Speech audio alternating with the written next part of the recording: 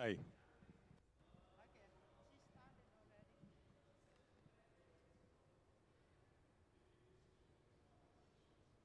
So we're going to be just think.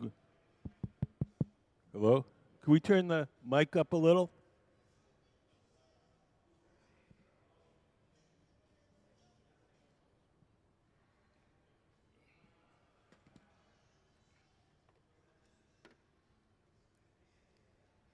Hello. Hello.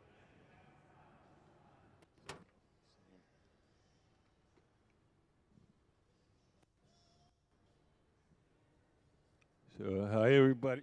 Can you? Is the mic working? Can you guys hear me from the mic?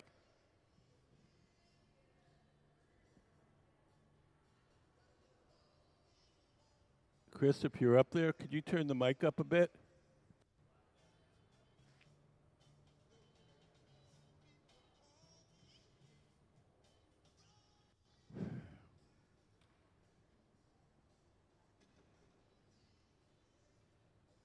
So so today we have a guest artist, Crystal Campbell, the woman at the center of the workshop, and she's working with our Museum of Glass Hot Shop team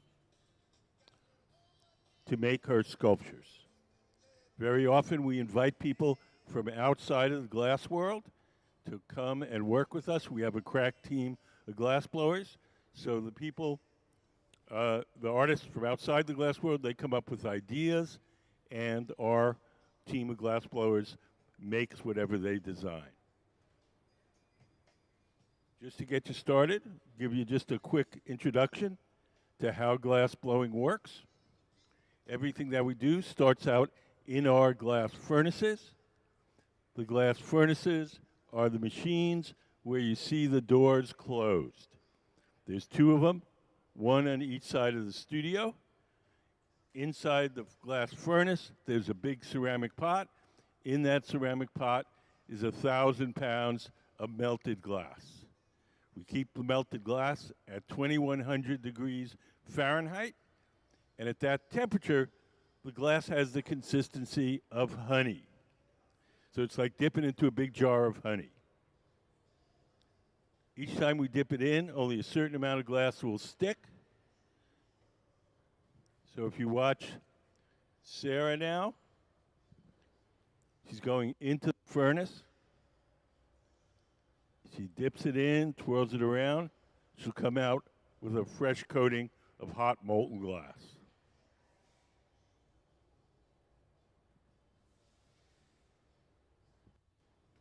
All glass looks orange when it's hot, whether it's red or blue or green or yellow. The orange color that you're seeing is the glow from the heat, not the color of the glass. So now Sarah's going to shape it. The tool in her hand is called the block. The tool is made out of wood. It's stored in a bucket of water. As long as the wood is wet, the tool doesn't burn. It doesn't leave any marks as we shape the glass.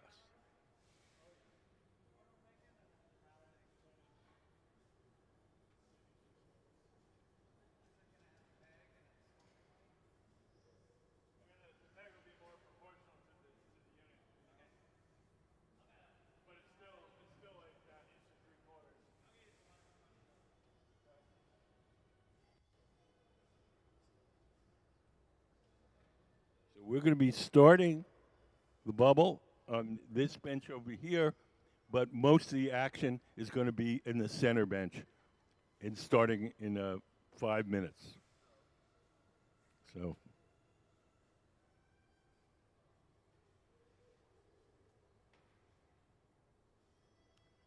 the glass itself is made out of three things: sand, soda ash, and lime. Sand is the bulk of it. It's mostly melted sand. The soda ash is sodium carbonate. It acts as a flux and lowers the melting temperature of the sand. And the lime is calcium carbonate, and that stabilizes the mixture chemically. We cook them overnight at 2,400 degrees. In the morning, we have a tank full of clear glass. So the bubble that Sarah has is clear. The orange color that you're seeing is the glow from the heat, not the color of the glass. Do you guys have any questions? Yeah. Nope. Any sand anywhere will make glass. Yeah, you got to melt it. You got to add the other things to lower the melting temperature. All that is, it's glass isn't made just from sand. It's mostly sand, but not just sand.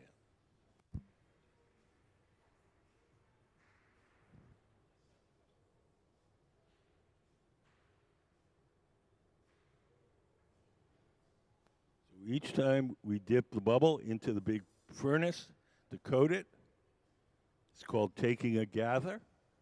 And between each gather, we have to let the glass cool and stiffen a bit so that the bubble doesn't collapse when we immerse it again. So right now, Sarah's just letting that bubble stiffen up before we coat it with more glass.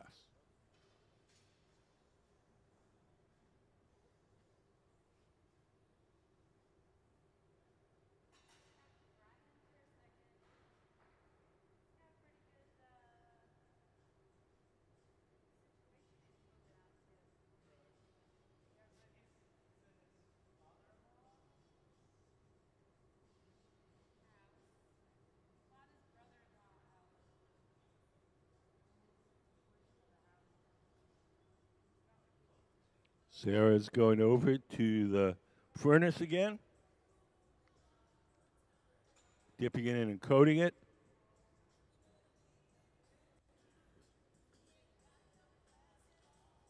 Or as we say, taking a gather.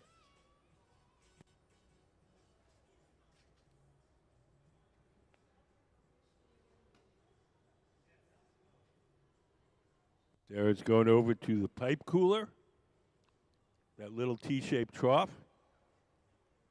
We lay the steel pipe in the trough and we spray water on it. That cools it down and makes it easier to hold.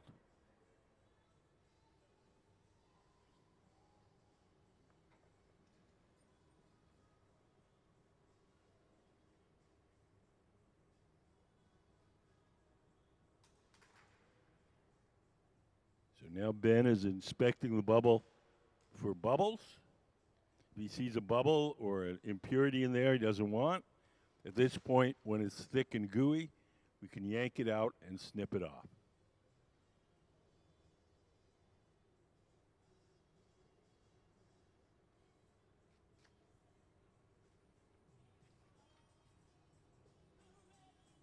So from this point on, we'll be working at the center bench.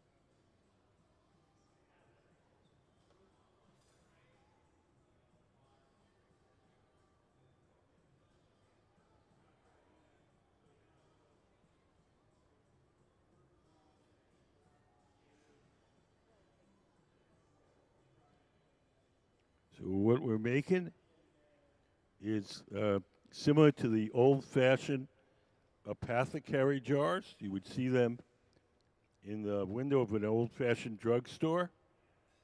And they'd be filled with colored liquids. So we're making a sort of stacked version of that. We're making each of the stacked elements separately.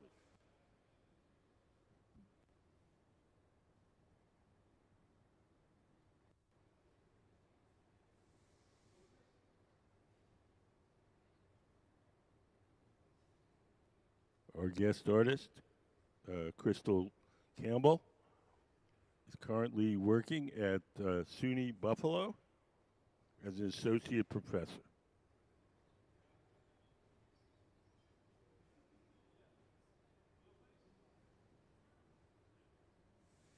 So the man sitting to the left of the workbench, that's Gabe. He's the blowing. He's blowing through that steel tube, the blowpipe, and inflating the glass as Ben, sitting at the bench, shapes it.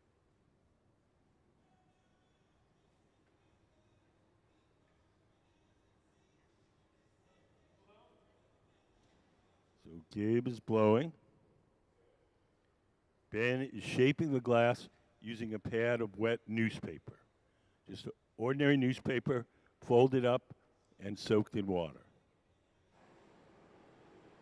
Can we put up the newspaper photo?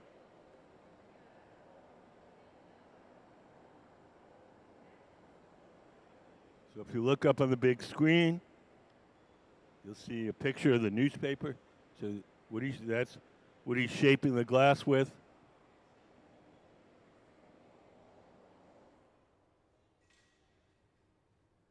Thank you.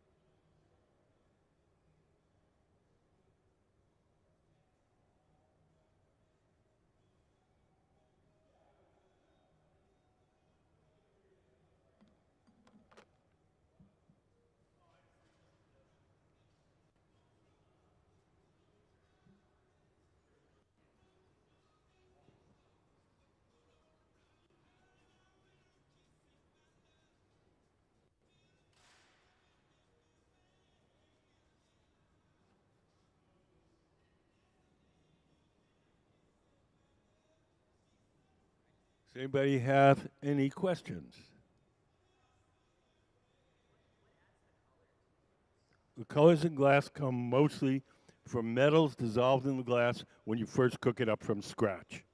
Cobalt makes it blue, chromium makes it green, tin makes it white.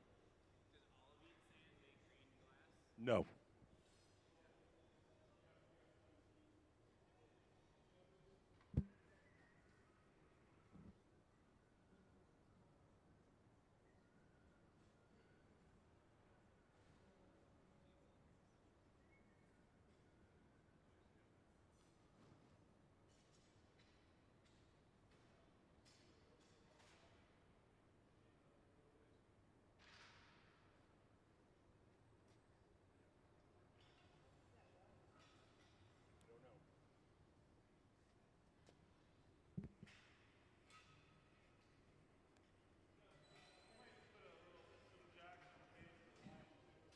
Yeah, the furnaces are on 24/7. The glory holes, the round ones, they're only on during the work. Oh, okay. How long have you guys been here? The museum? I guess the glass blowing startup. We're new to the area. Okay. Yeah, the museum's been here 21 years. 21 years, yeah. And there's always been glass. Yeah. So this was in like with the museum when it was originally built, I Yeah, guess. this was built in 2002 specifically for this. Oh, okay, cool.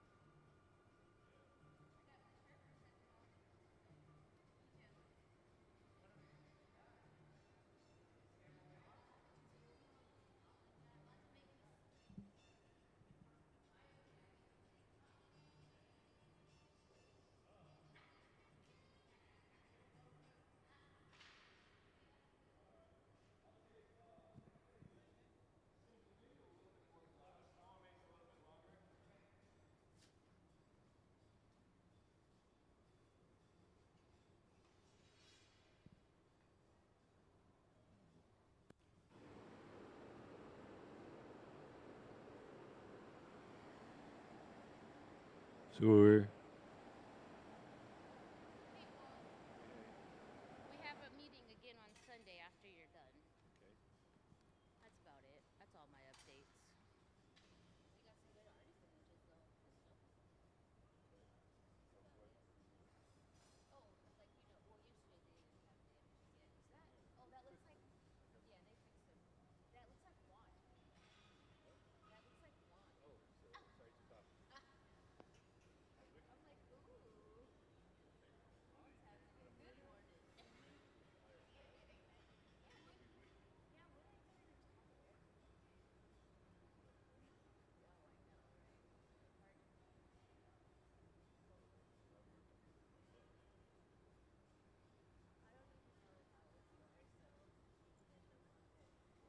Oh, I guess so. I guess making wow. Good.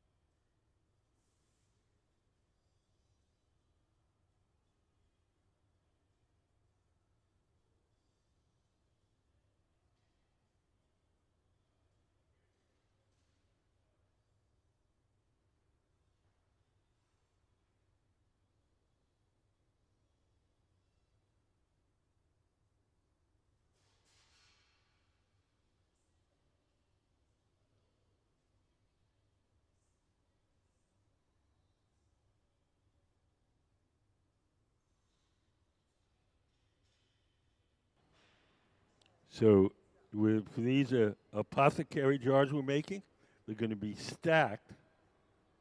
So the solid piece of glass on the bottom of that jar is going to act as a stopper for the jar beneath it. So they'll be one on top of the other.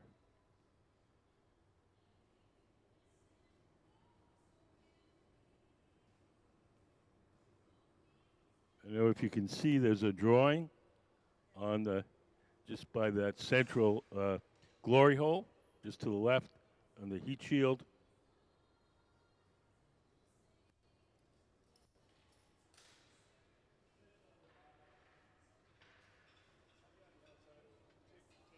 So it's this drawing right here.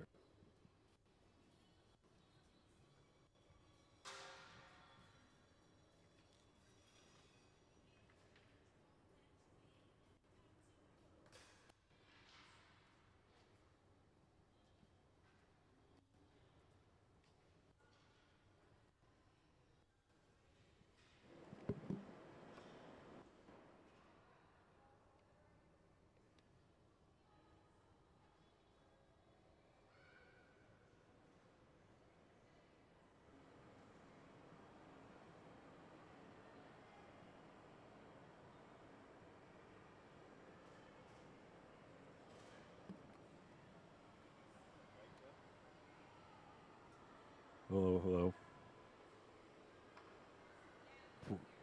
Four score, even more. Oh, we have the kids coming, so definitely need it up. Four score and seven.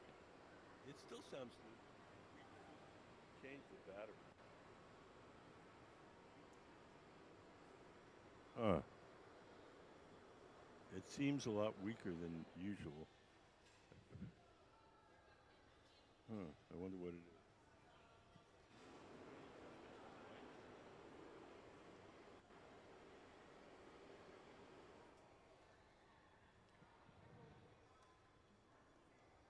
Same.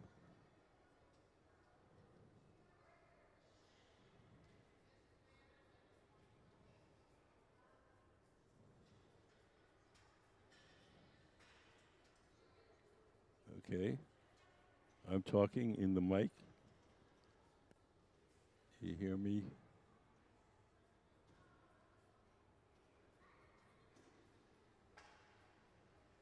Okay. Four score. Yeah, that adds a lot to it.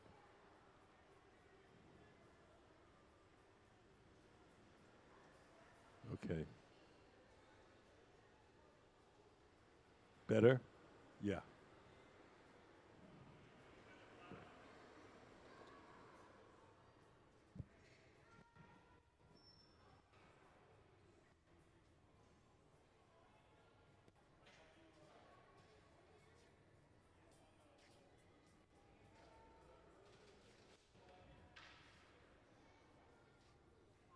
There's a lot of you.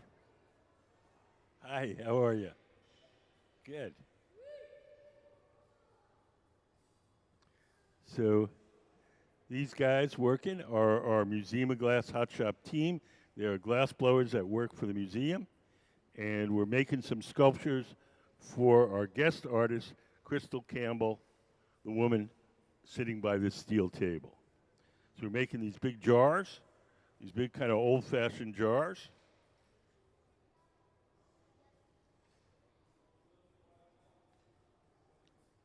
And right now they're working on the bottom.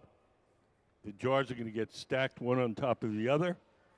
So that little post that they're making is going to become the stopper on the jar below it.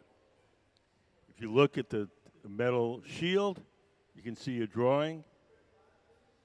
That's what we're going for. But we're making each of these sections separate.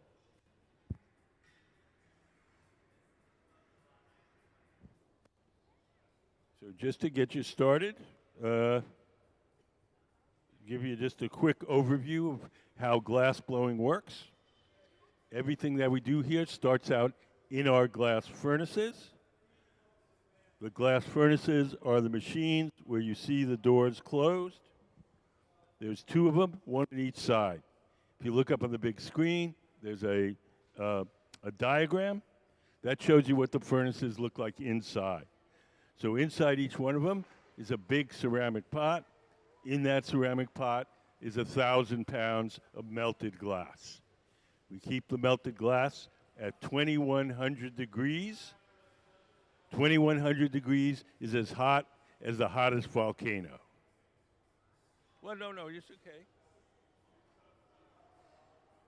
Oh, I take questions. It's not a problem. You guys have questions? No. Yeah. You don't know? No, there you go. Okay. When you remember, give me a holler. So, okay.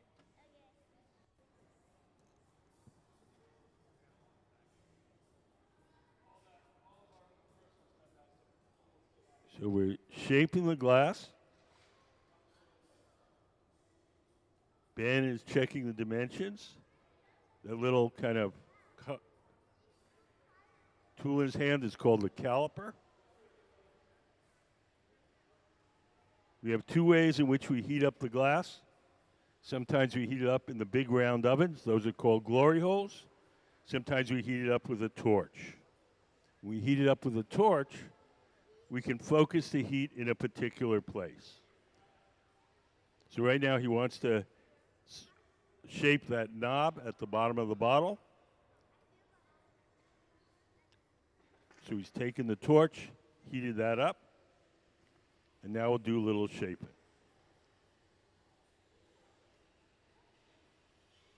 Can we put up some of Crystal Campbell's artwork up on the big screen? So Crystal works in a variety of mediums. She's an installation artist. She's a painter. She's a filmmaker.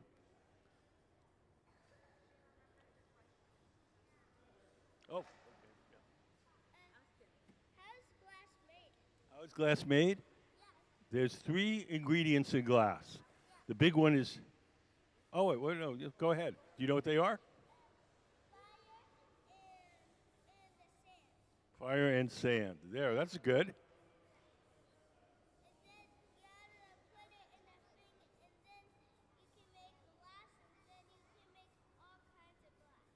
There you go. Good. You're right. Yes. How do you make glass? You know how. How?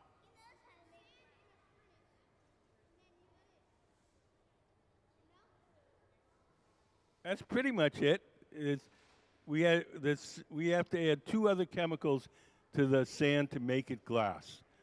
One is called soda ash. That's a chemical which lowers the melting temperature of the sand. And then lime is a chemical which stabilizes it. So sand, soda ash, and lime, cook them overnight, and you get glass.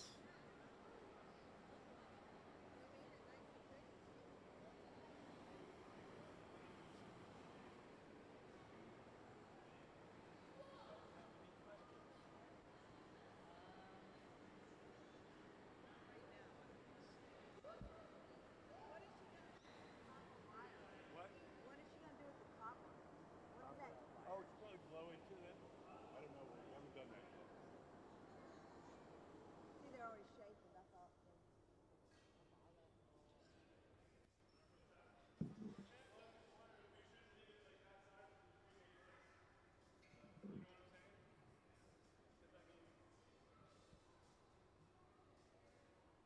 So in the center, Ben has one of these bottles that we made earlier.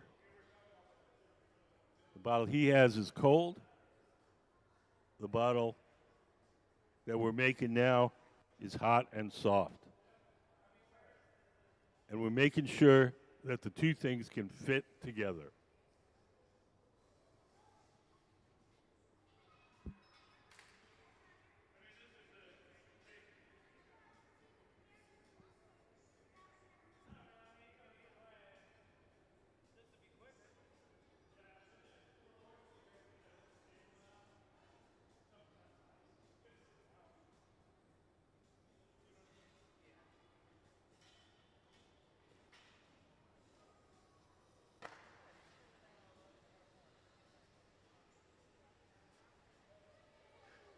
So he's taking the torch.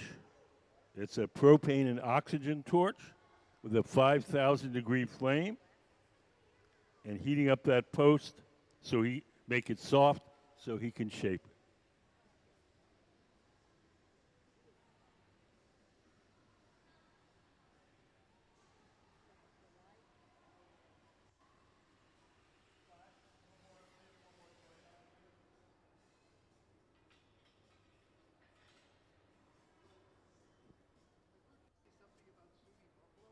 What?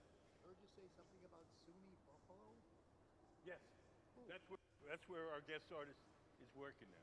Oh, she's working at SUNY Buffalo. Yeah. Wonderful. Thank you.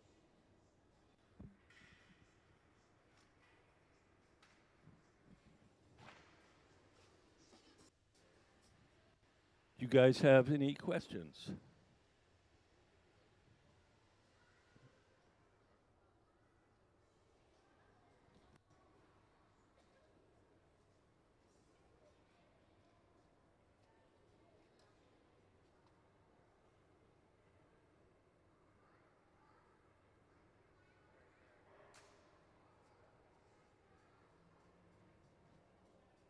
So we're making these jars that are going to stack on top of each other. So the little post on the bottom is going to act as a stopper for the jar underneath it. So we have to measure that so that they fit.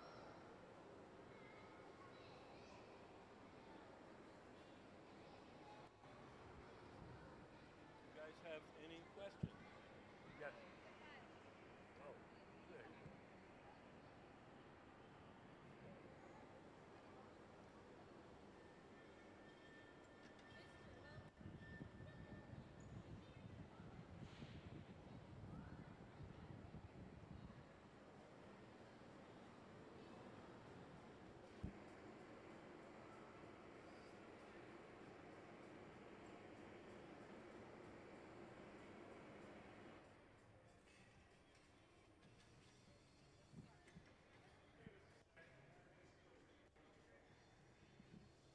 So the next thing we're going to do is transfer the jar from the rod it's on now, the blowpipe, to a second steel rod called the punty. The punty will grab the jar from the bottom so we can shape the top.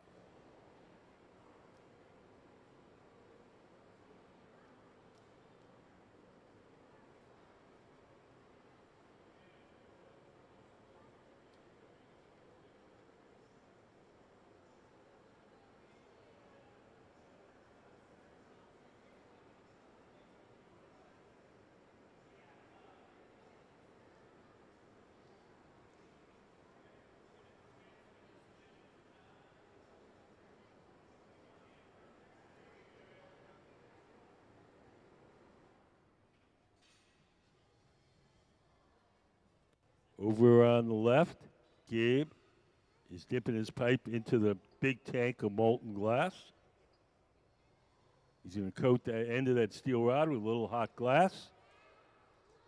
And we're going to use that second steel rod, the punty, P-U-N-T-Y, as a temporary handle to hold the jar from the bottom while we shape the top.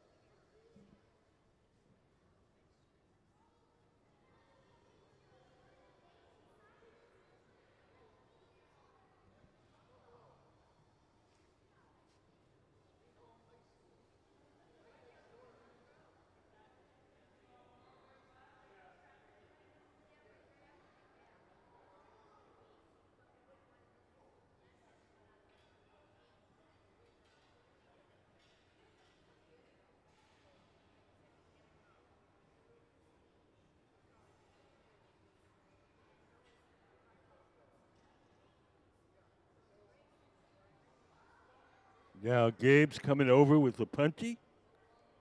We're going to attach it to the bottom. Hot glass sticks to hot glass.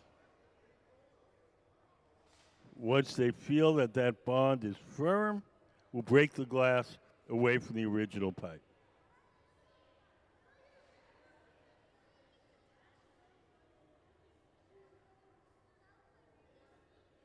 We'll make a little notch in the punty so we have a place where we can break it off cleanly.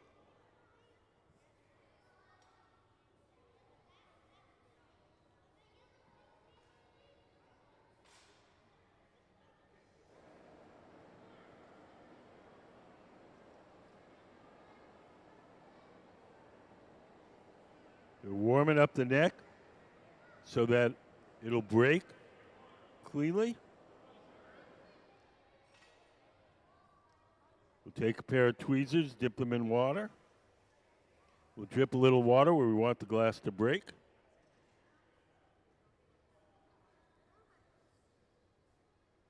There we go. There's the water. Give the pipe a tap. Whoa! That wasn't supposed to happen. So I think the glass is a little bit cold. So we busted off part. We'll see if we can fix it.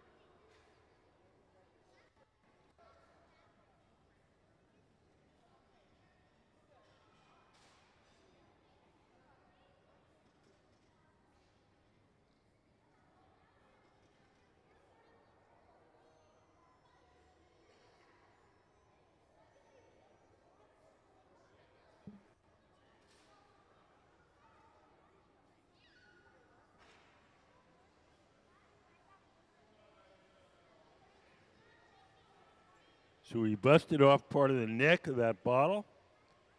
So we're going to soften the glass at the very top and see if we can recreate that neck.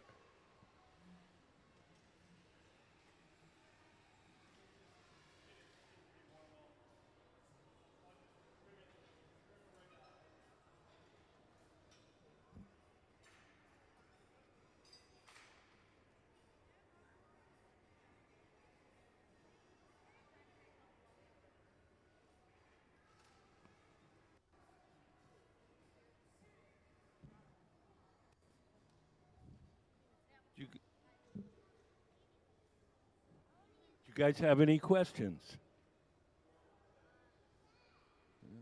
Yes. Why does Does it look like a what?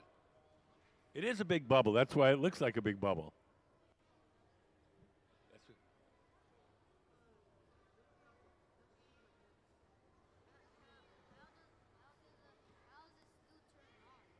how does the what? Why is the fire turned on? Well, so sometimes we need to grab it in a hurry, and so we can't reach around for stuff to light it. So we leave it on a little bit. It's called a pilot, and then when we grab it, we'll squeeze the trigger, and a big giant flame will come out.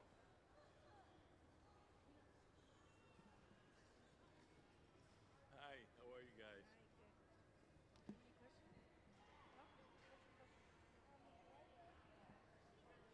What are these? These are called color bar. This is how we get our colored glass.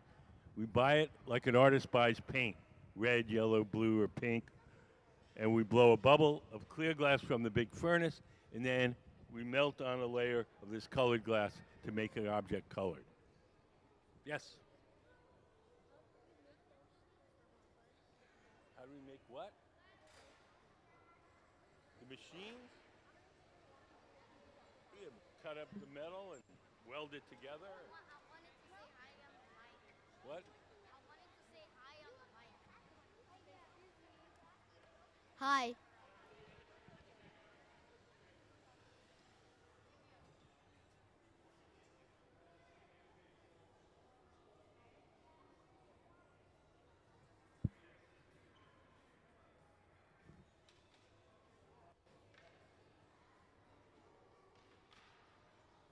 So the big round oven that we're heating up the glass in is called the glory hole.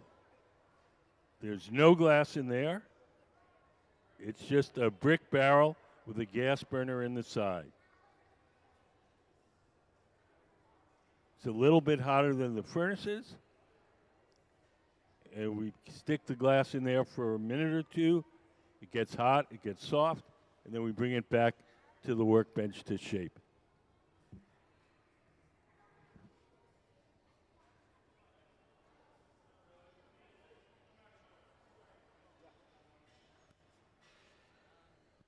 It's my understanding that optically clear glass was like really hard to make for a long time.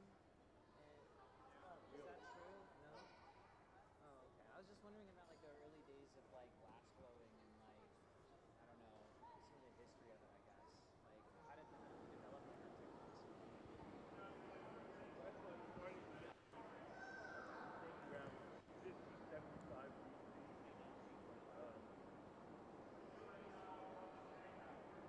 said BC. Wow. Wow.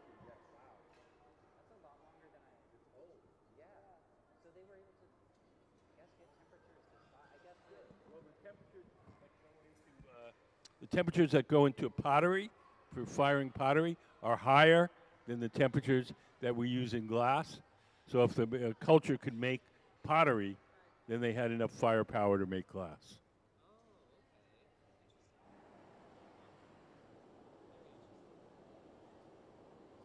I'd always heard that the clear glass was hard to make for some reason.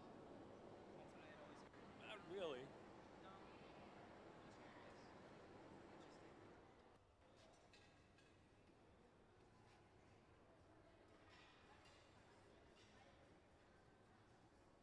Interesting. So we're almost done with this jar. Sarah has put on some protective clothing. She's going to carry the jar to our annealing oven where it'll be cooled slowly overnight. Once again, we're going to use water to break the glass away from the metal pipe. We'll give it a tap, off it comes, and into our annealing oven to cool slowly overnight.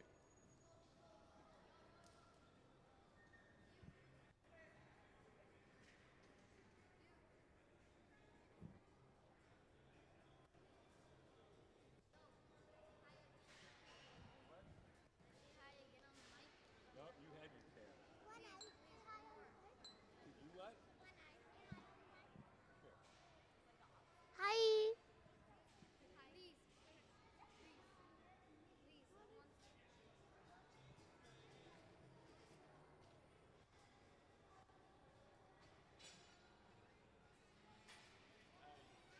guys? Good. You guys have any questions? How many projects do you guys usually design every day? Oh, it depends what we're making. Some things take all day. Some things take 20 minutes. Do you guys have a purpose for like projects that you guys like? Do we have a purpose? Yeah. You know, I mean, like, do you guys have projects for like? Yeah, well, today we're working for Crystal Campbell. She's our guest artist. So we're making whatever she wants. Oh wow, local artists. What? So you work with local artists? Oh, we work with artists all over the world. Wow. Japan, Sweden, France. Really? She's I didn't even know she's that. from Oklahoma originally, but she's living and working now in Buffalo, New York. And she came to visit you guys. That's so cool. How many artists do you guys have on your roster? We don't have a roster. You don't have a roster? They just come and go? No, well, we invite different people at different times, but there's no specific list. That's so cool. That is really, really cool. Thank you so much for your time. Oh yeah, no problem.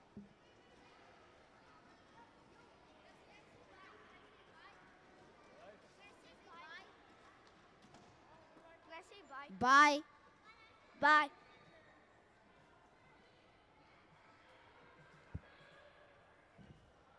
So over on the left, Sarah's starting the next bubble for these stacking jars, these stacking apothecary style jars. How do you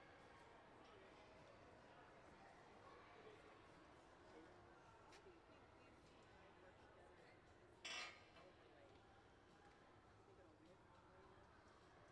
Still have consistent lines, right?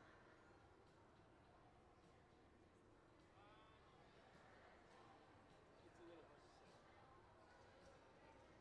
With this color, you know, this is not used in this manner. It's not going to be so interesting. So this is introducing color. Okay. Like, were you looking at that? Instead of it being sort of silvery. So over on the left, Sarah Gilbert is blowing the first clear bubble.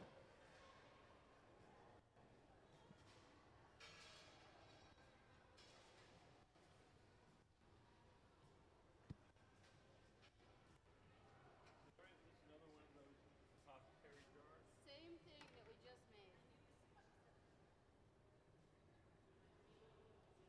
Is that when they fix it enough? You just have to remake it. I think that's why we gotta make the same thing. We gotta leave the neck out.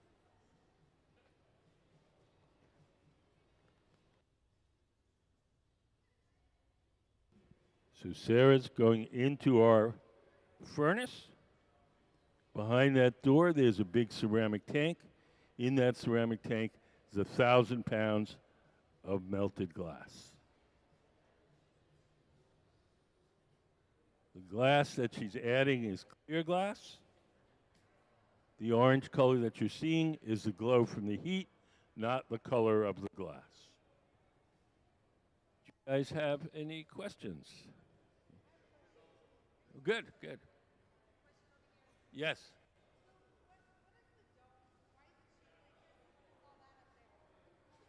Why is the building shaped like this? That's a fan, yep.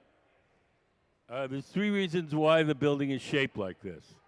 Reason number one, most important, it looks really cool. Reason number two, the whole building is designed to act like a giant chimney so that there's a natural updraft to take the heat and smoke away from the furnaces. Reason number three is historical. Along this waterway, before the museum was here, there were a number of sawmills. The sawmills had big cone-shaped metal outbuildings where they burned the waste wood from the sawmills for power. When the architect saw old pictures of this waterway, he saw all these metal cone-shaped buildings, and that's what gave him the idea to make the building in this shape. Can we put up the wigwam burner? So if you look up at the big screen, so these structures dotted this whole waterway.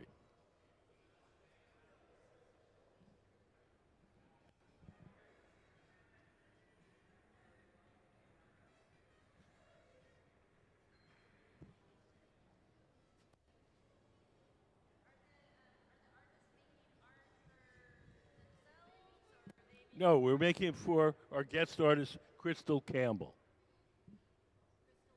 Campbell, Campbell. Campbell, like Campbell's soup. That's her over by the steel table. No, those are wire frames that we're going to blow into at a later date.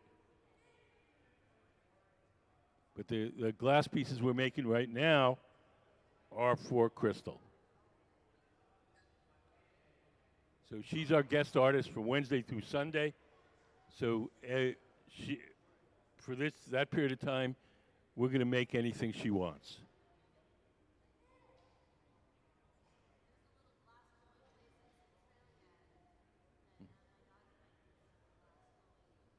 Cool. It's hard. You can. y-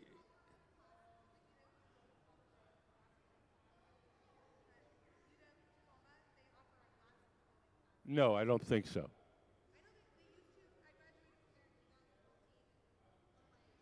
Yeah, they used to, but that stopped. No, no, I haven't done that for.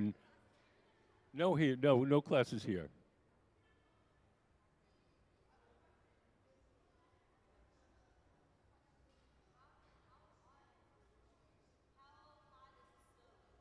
It's 2,300 degrees Fahrenheit.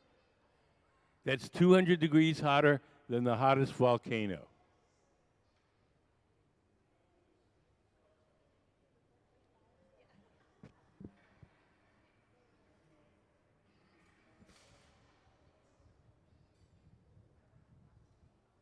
So over on the left, Sarah's shaping the glass.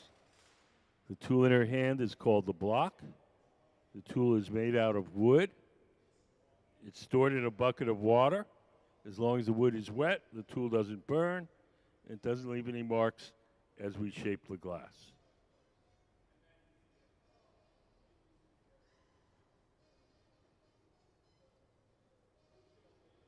Once she gets it shaped, we'll let that bubble cool a little bit, and then we'll put more glass over that.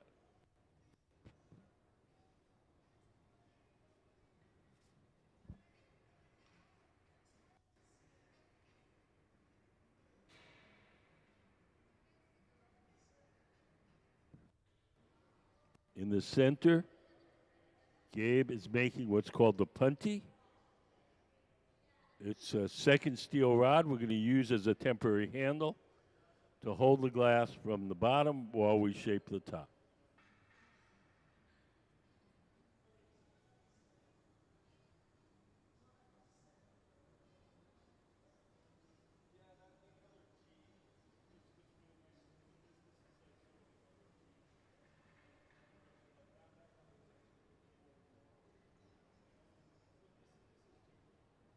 Our guest artist, Crystal Campbell, works in a variety of mediums.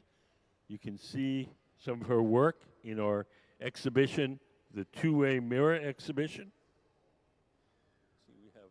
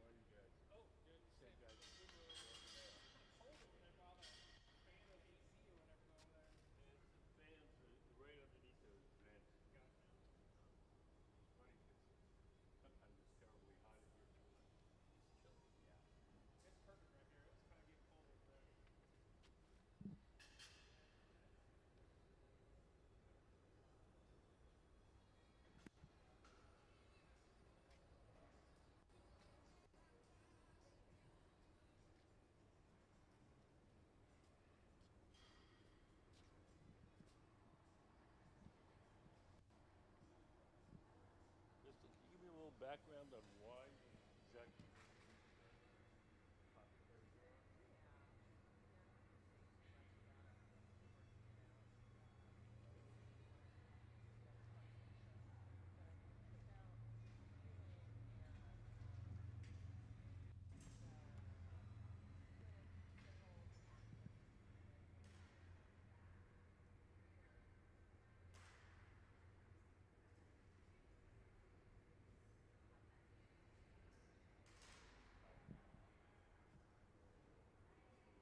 had money is always Yeah, yeah.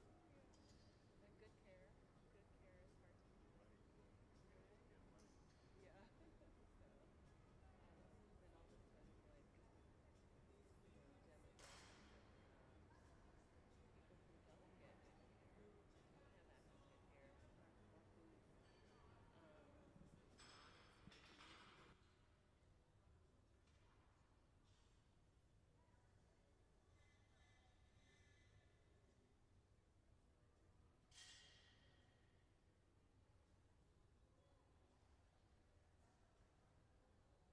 whose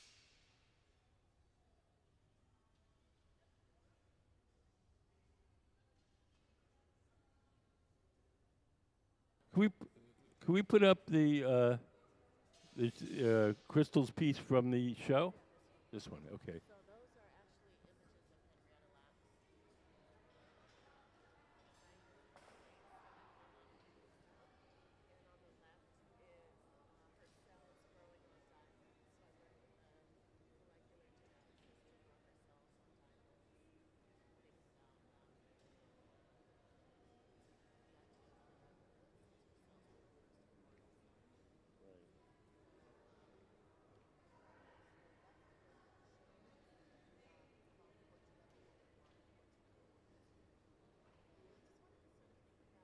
And I just wanted to sort of think about like the likeness of someone, right? The likeness of a symbol and the transition of the cells, which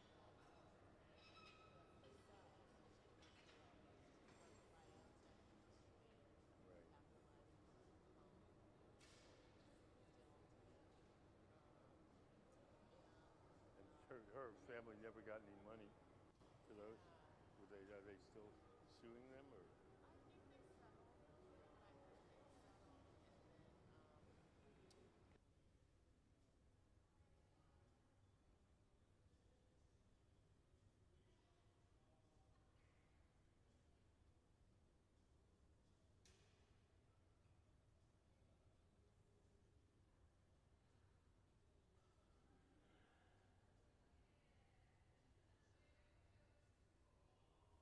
and then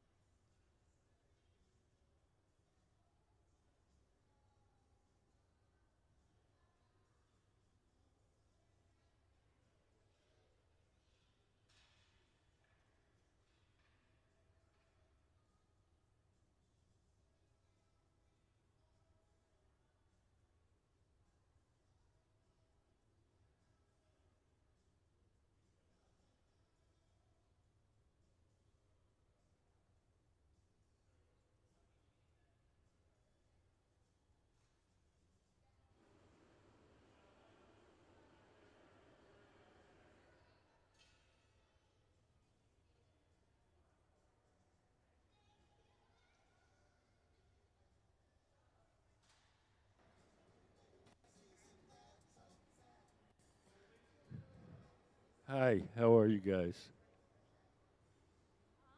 How are you? Not a hard question.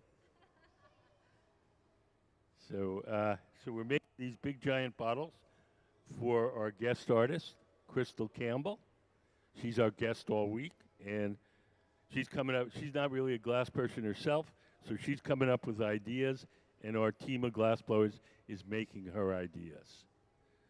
So these are modeled after old-fashioned apothecary jars, which they used to see them in the windows of drugstores. They would be filled with colored liquids and stuff.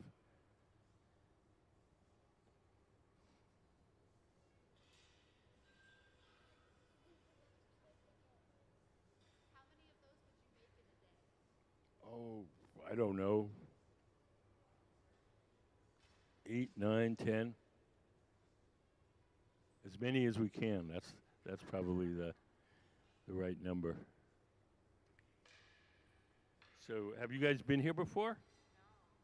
Okay. I'll just give you a little quick introduction to how glass blowing works. Everything that we do starts out in our glass furnaces. The glass furnaces are the machines where you see the doors closed. There's another one on the other side of the studio. Can we put up the glass furnace diagram? So if you look up at the big screen, that's what this furnace over here looks like inside. So inside, there's a big ceramic pot. In that ceramic pot is 1,000 pounds of melted glass. We keep the melted glass at 2,100 degrees. That's as hot as the hottest volcano. So all the glass in there is clear glass. We want to get the glass out to make stuff. We take one of those pipes. Those are called blow pipes. And we dip them into the molten glass like you're dipping into a big jar of honey. So you dip it in, twirl it around. A little bit of the glass sticks to the end of the pipe. Pipe is hollow, so when you blow, the ball of glass blows up like a balloon. So it's just like blowing soap bubbles, except we're using glass instead of soap.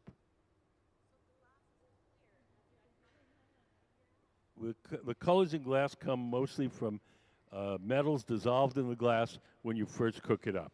Cobalt. So right now, this glass is clear. It's going to stay clear. We can't really add anything to it at the moment. If we want to make a colored object, we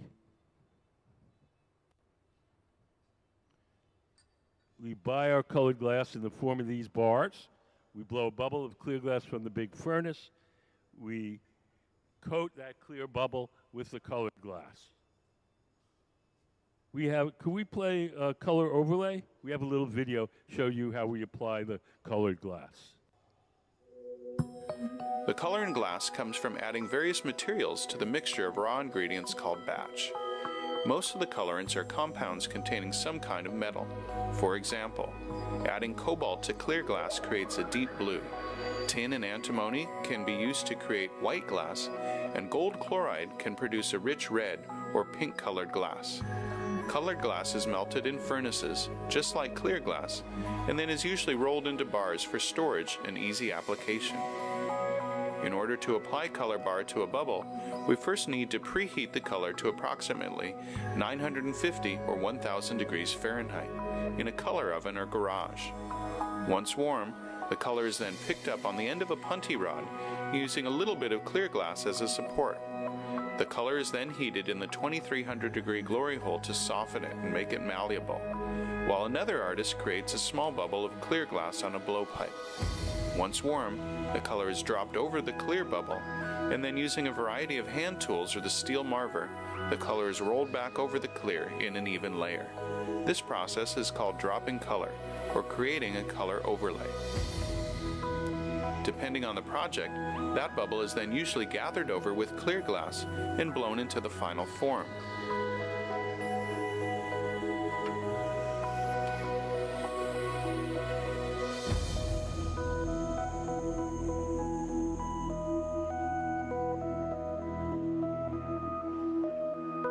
The finished product may appear to be all made from colored glass, But when viewed in cross-section, we can see that there is only a thin layer of color sandwiched between many layers of clear glass.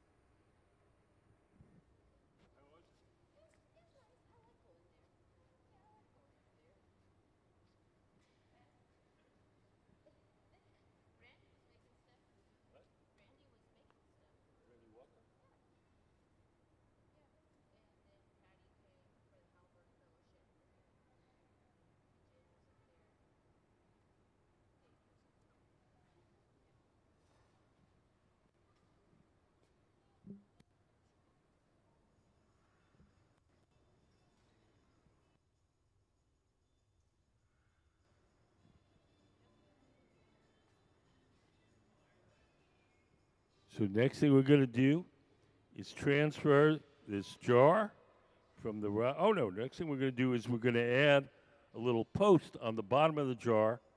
So there's going to be several jars stacked up, and a little post on the bottom of the jar will act as a stopper for the jar below. So we've got a thick wad of clear molten glass that we just applied.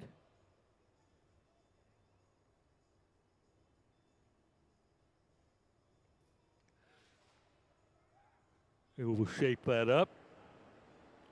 And that'll become, so we're going to have 3 of these jars stacked one on top of the other. And that post that we just made, that will fit into the jar below. There's a drawing on the heat shield, in the center, that kind of little panel. And you can see the 3 stacked jars. We could make it with color, but we're not gonna. We might make one later with color. Right now we're making them clear, because that's what the artist asked us. Do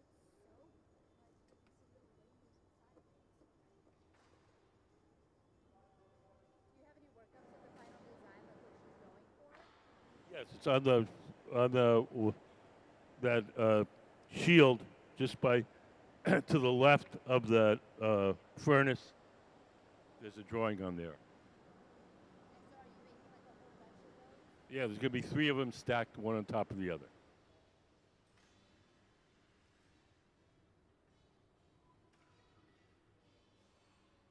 So you see Sarah's there heating up the glass. Just to the left, there's a drawing held on there with the magnet.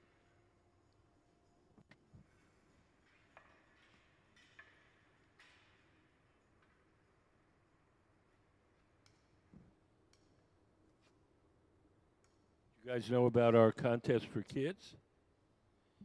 Any kid that comes to the museum, 12 and younger, can do a drawing.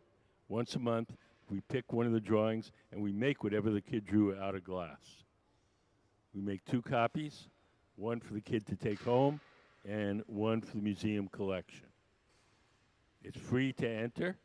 There's a table out in the lobby with drawing materials and entry forms. And if you don't feel like drawing right this moment, you can grab an entry form, do the drawing at home, and mail it in. Can we put up some of the kids' design stills?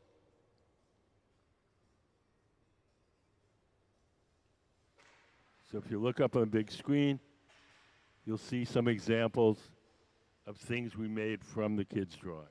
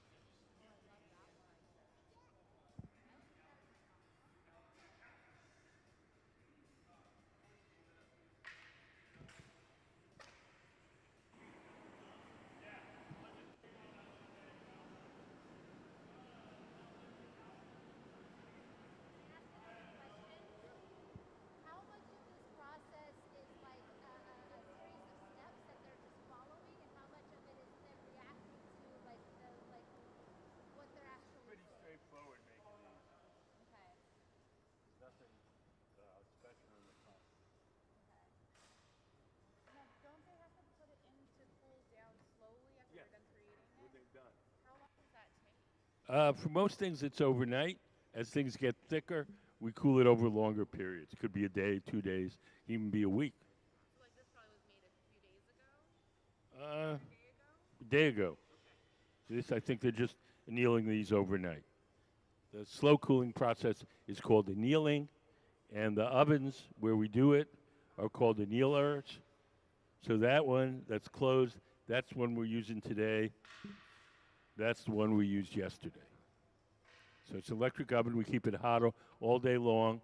We put all the objects we make during the day in there, and then at night it has a little computerized thermostat that slowly turns the temperature down to room temperature. If we didn't do that, if we just made stuff and put it on the table, it would cool too quickly and it would break.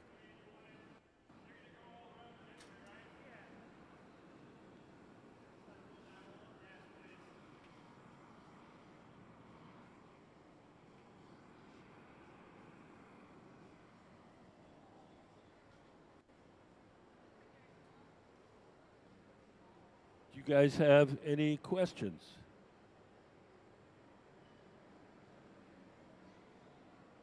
So next thing we're going to do is transfer the jar from the rod it's on now, the blowpipe, to a second steel rod called the punty.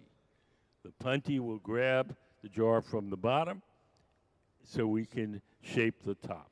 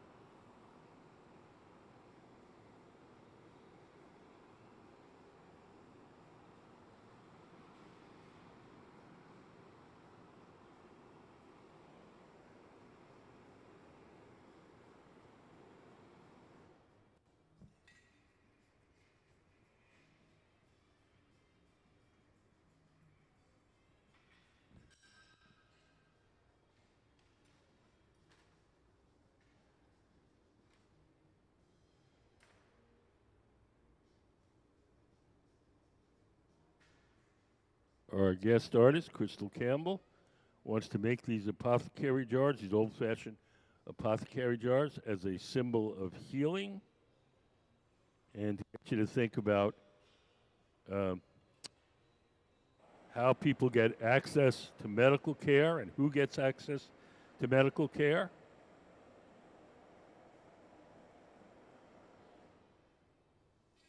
A lot of her artwork has historical and social implications. You can see one of her pieces in our exhibition, The Two-Way Mirror. Can we put up Crystal's piece from The Two-Way Mirror? So this is a piece by our guest artist, Crystal Campbell. And you can see that live across the hall.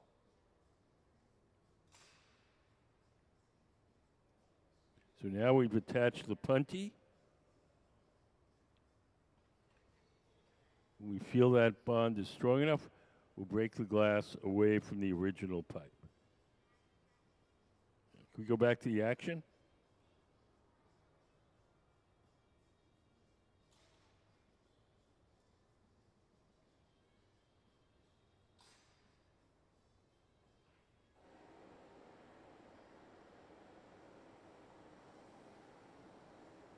So Ben is heating up the place where we're going to break it off.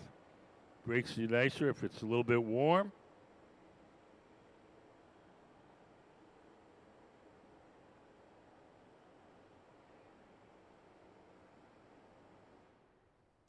We'll take the tweezers, dip them in water, drip a little water where we want it to break.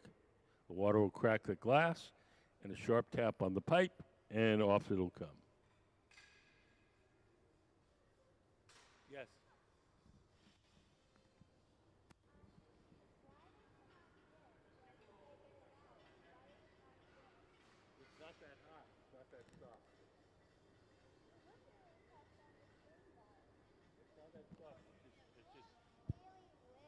also they're churning it, so every time it starts to sag, by turning it, they keep it on center. But glass doesn't melt. Glass gets kind of softer slowly. It doesn't get. It's not like ice. Ice melts. It's all at once. It's liquid. Glass is more like wax or butter. The hotter it gets, the softer it gets, and it's just very gradual. And so they know like where the glass is at based off of how soft they see it, like how it moves and stuff like that. Yes. So they can control Yeah. how soft it is. So they're not getting it hot enough so that it will just drip off the end of the pipe. It's just getting a little bit hot so it's soft so they can shake. Does that make sense?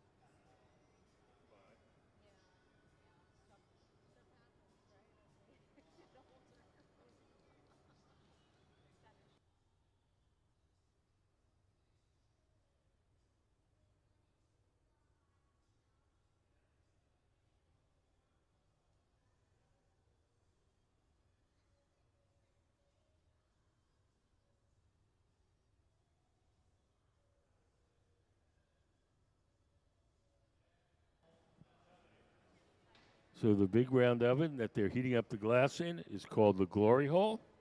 It runs on natural gas and forced air. And we keep it at approximately 2,300 degrees Fahrenheit. We turn it on an hour before we start, and we shut it at 5 when we quit.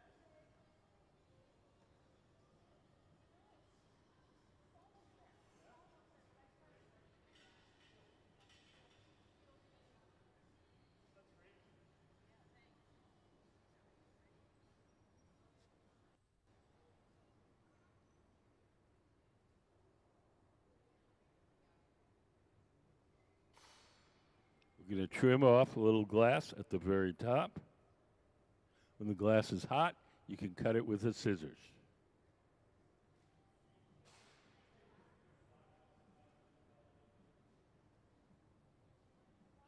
Anybody have any questions? Our guest artist, Crystal Campbell, is working at SUNY Buffalo, State University of New York at Buffalo. And in this fall of this year, she's going to have an exhibition at the St. Louis Art Museum. Some of the work that we're making today will probably end up in that exhibition.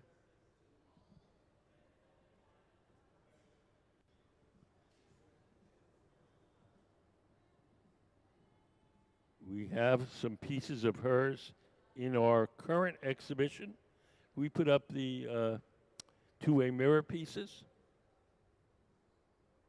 So if you go across the hall to our exhibit called Two-Way Mirror, about black glass artists, featuring black glass artists, you'll see these two pieces, and they're based on the Henrietta Lacks cell line, where a woman named Henrietta Lacks had some of her cells cultured, and they used them as for scientific experiments. And for a long time, she didn't get any credit or money from that process.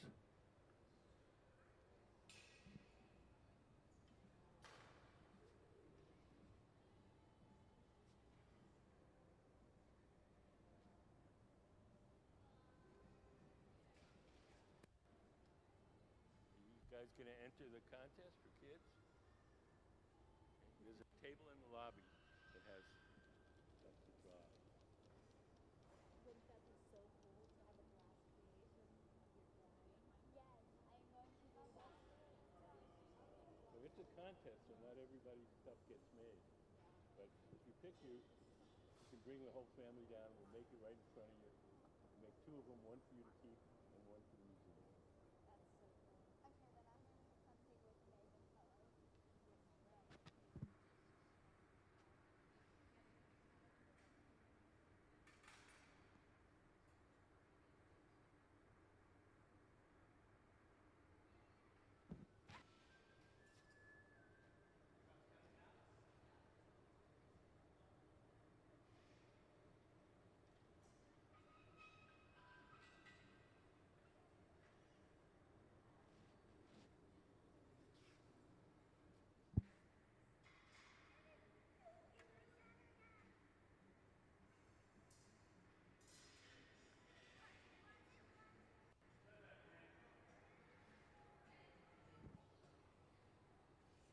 So Sarah's preparing some glass over on the left.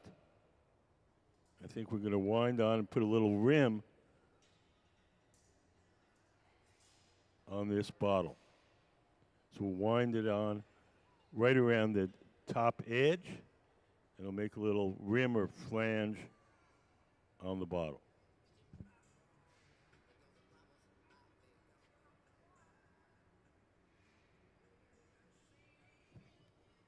Here we go.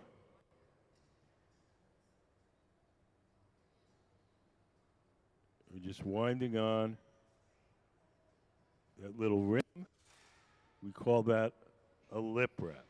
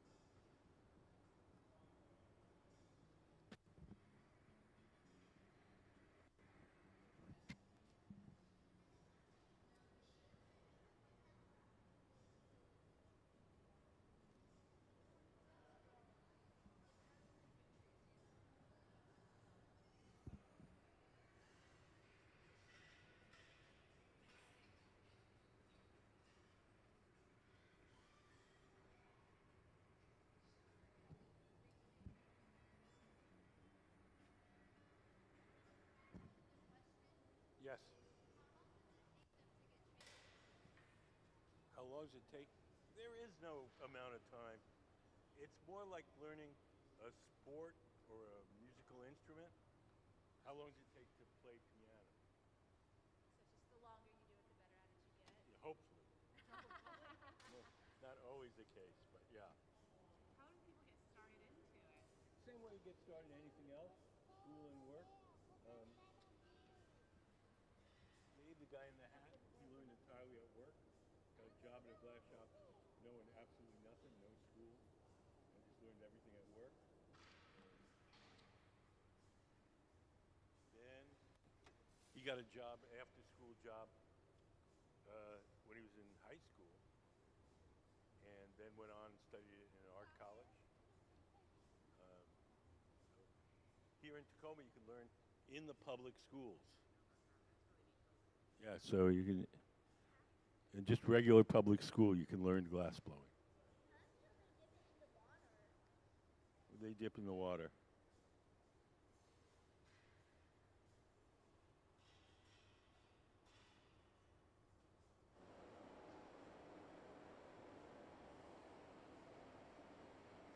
So Sarah's heating up the connection between the bottle and the metal rod. If that connection, as long as it stays warm, it'll be okay. If it gets too cold, that connection can crack and then everything will fall off. So periodically we take the torch and warm that connection up.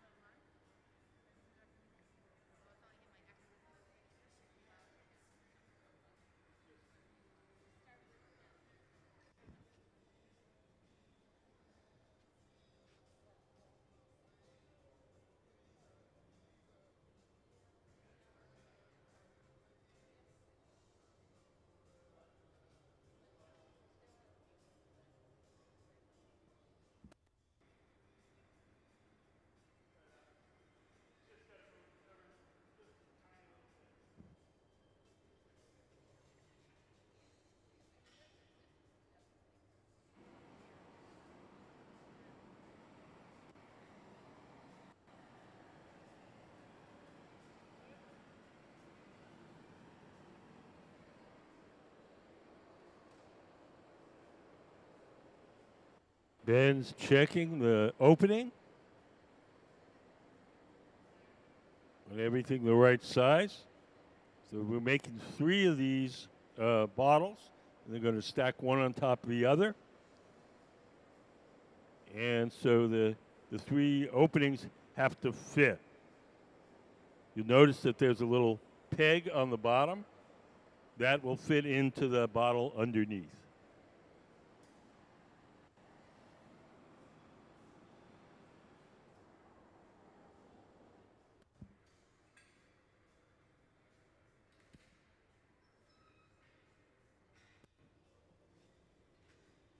almost done. Everything that we make here pretty much has to be cooled slowly or it'll break. So we're going to take it off the metal rod. We're going to place it in an oven called the annealer where it'll be cooled very slowly overnight. You can see Sarah over on the right putting on some protective clothing. She's going to carry the finished bottle to our annealing oven. When she grabs that bottle, it'll be about 1,000 degrees. At that temperature, the glass will be hard. The gloves she's wearing are made out of Kevlar. Kevlar is a fire-resistant insulating material.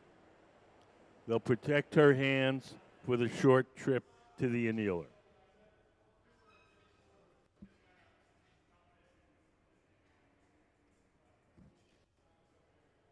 In order to get the bottle off the metal rod, we're going to take a pair of tweezers, dip them in water. We'll drip some water where we want it to break off. The water will crack the glass, and just a light tap on the metal rod, and off it will come.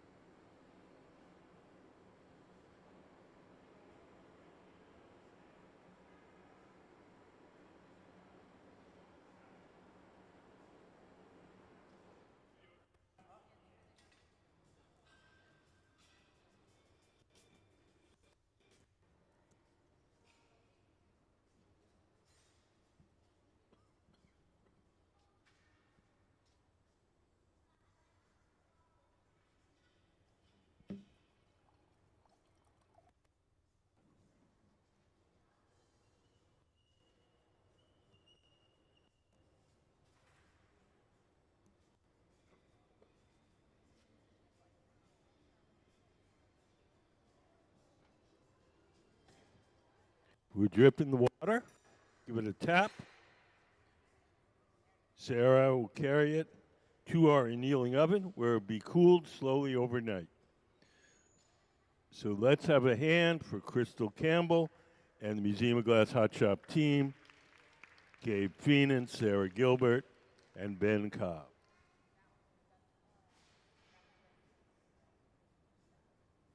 Has anybody got any questions?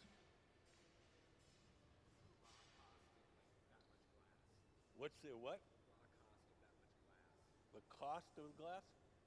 It's about $1.50 a pound. I have no idea how much that weighs, maybe 10 pounds.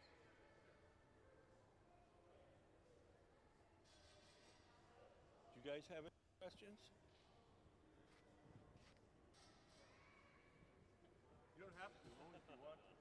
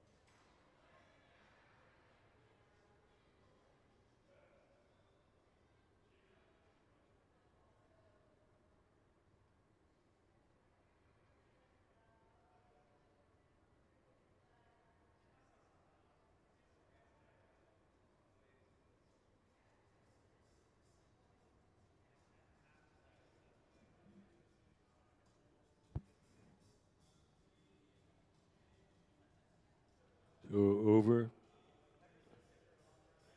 on the left. Sarah's starting next bubble. We're working for our guest artist, Crystal Campbell. And we're making these stacked apothecary jars. And you can see the drawing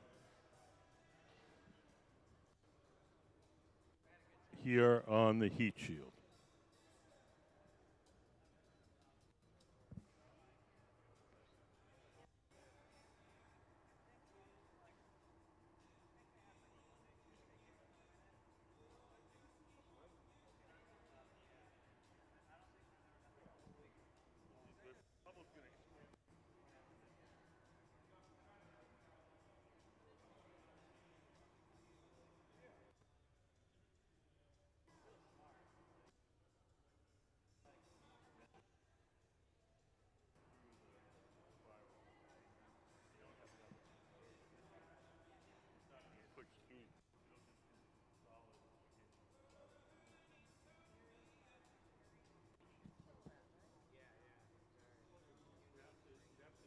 Stabilize the coil. I mean, you do have it sorted now, so it's going to go out that much, and then it'll start to push. Yeah. That's fine. I just don't want it to pop out like this. Yeah, it's where they stabilize. Yeah.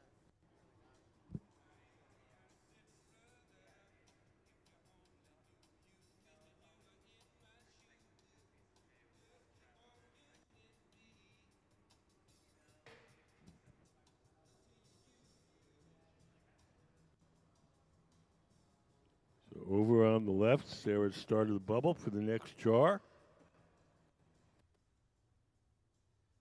She's dipped the pipe into the big tank of molten glass. The pipe itself is hollow, so when you blow through the pipe, a little bubble pops out the other end. She'll shape that bubble up, let it cool and stiffen a bit, then we'll dip it into the big tank of molten glass and add another layer.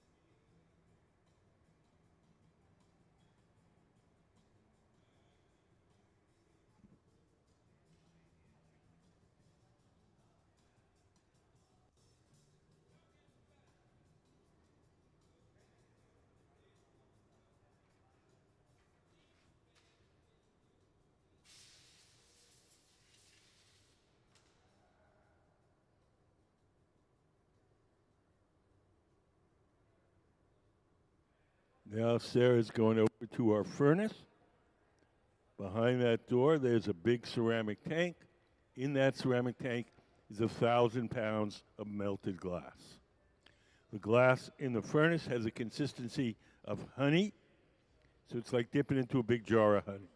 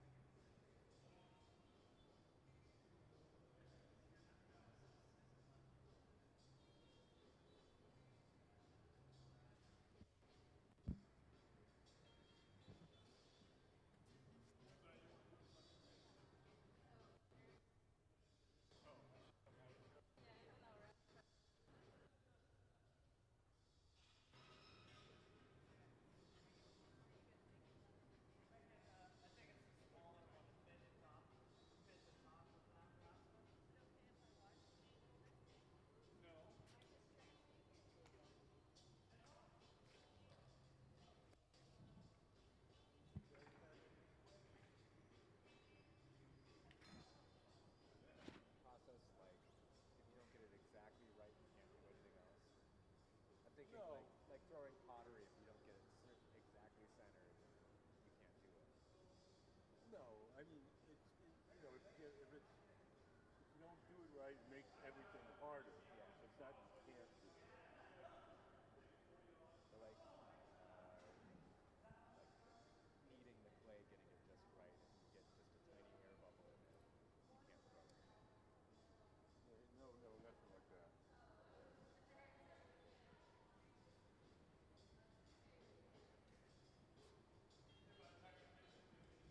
If you make something, if it's you make a crooked bubble to start with, you're going to be fighting it the whole way through.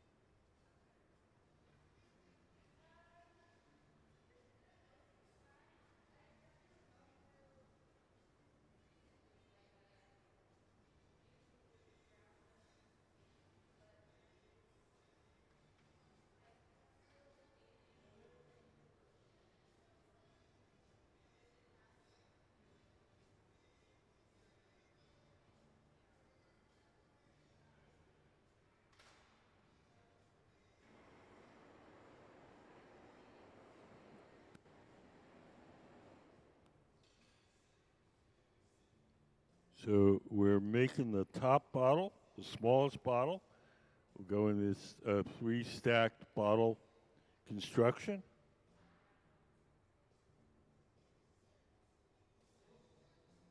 The man seated to the left of the workbench, Gabe, he's the guy that's blowing. He's blowing through that steel tube, the blowpipe, and inflating the glass as Ben, sitting at the bench, shapes it. When we heat up the glass, it doesn't stay soft very long. So we put it in the glory hole, heat it up till it's soft. We go back to the workbench, do whatever shaping we can while it's still hot and soft.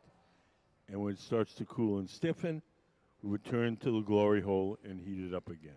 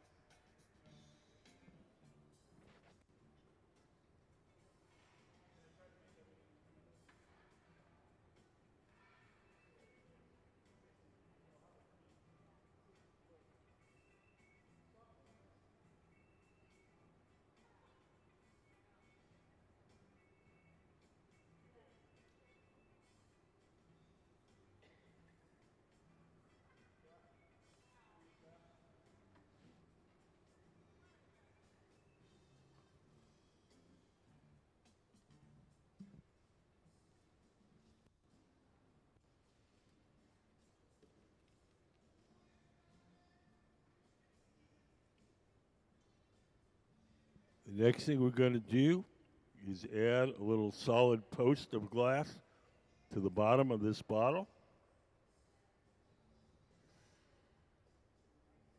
Ben has scratched a circle so you can see where the center is. Ben is the man sitting at this center workbench.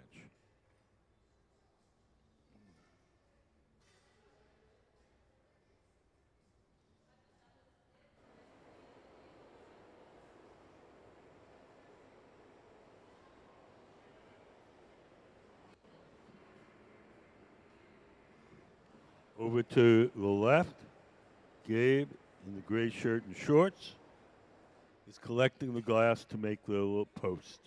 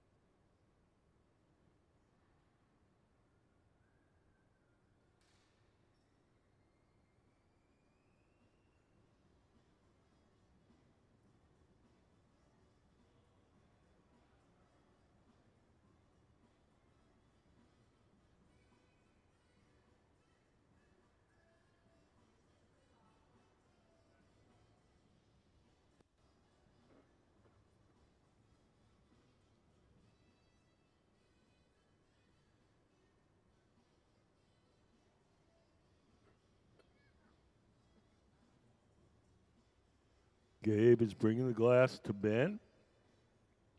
Ben will attach it, cut it off. When the glass is hot, you can cut it with a scissors.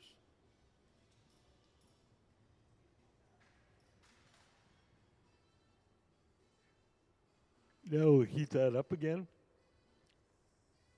and we'll shape it.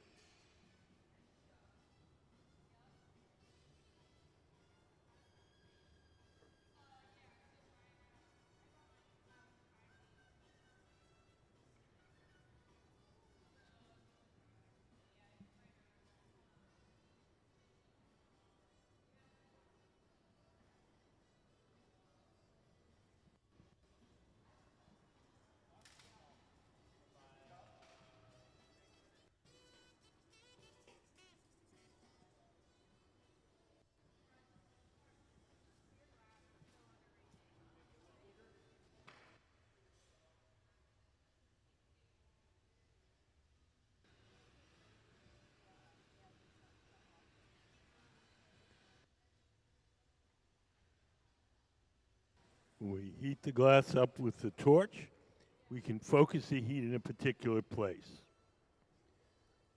So we can make that little peg extra hot and soft, shape that without disturbing the rest of the object.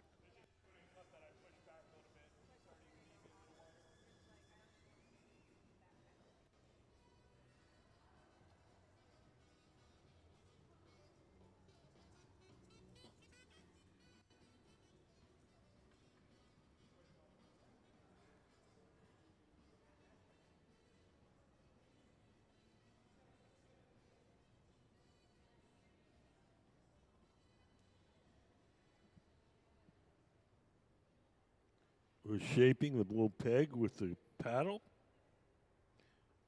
Ben has a graphite paddle underneath, and Gabe is holding a wooden paddle across the bottom. We're taking the calipers and checking the dimensions. The little pegs on the bottom of the bottle have to fit into the bottle underneath it. If you look on the heat shield, you'll see a drawing. Can we get a camera on the drawing on the heat shield?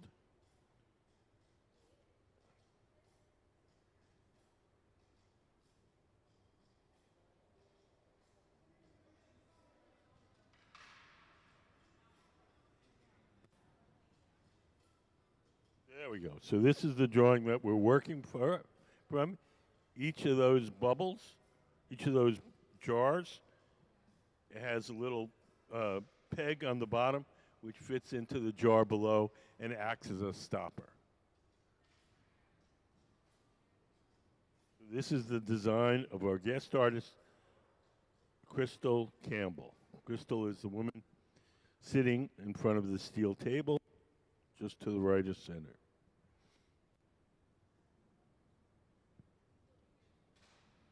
So Crystal is our guest artist this week, from Wednesday through Sunday. Her work is featured in our exhibition, The Two-Way Mirror. Can we put up the Crystal's piece from The Two-Way Mirror?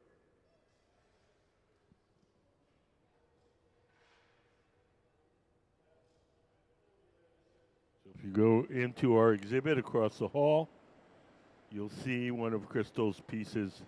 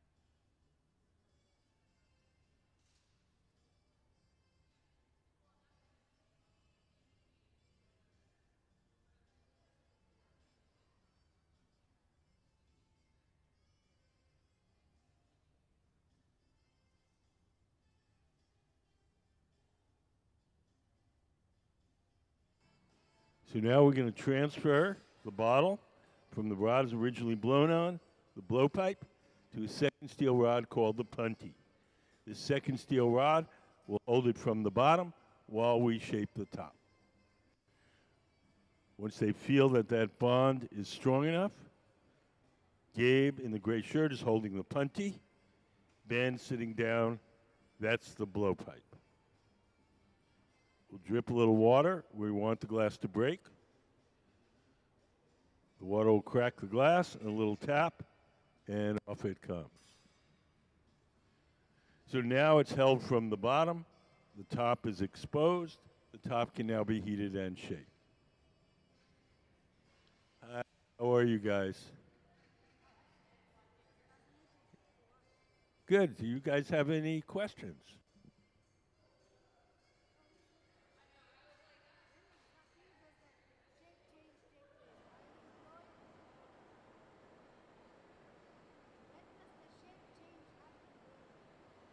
When does the shape change? Whenever you want it to. You put it in the fire, you make it soft, and you can blow it up. You can flatten it with paddles. You can cut it with scissors.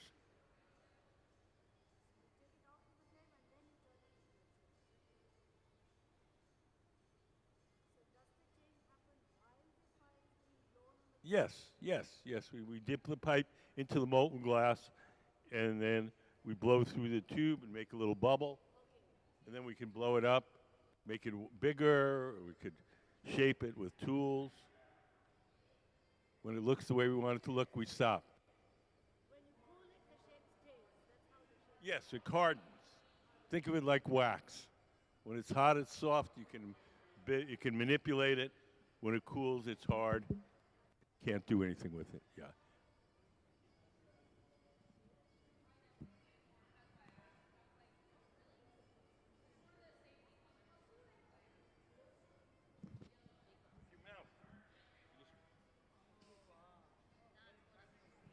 Yeah, just the steel pipes are hollow. It's like a big straw.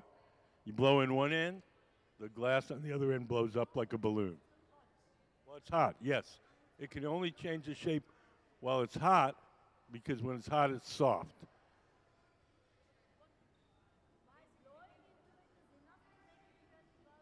Yeah, it's just like blowing up a balloon. You blow in one end, and it gets the glass on the other end gets bigger.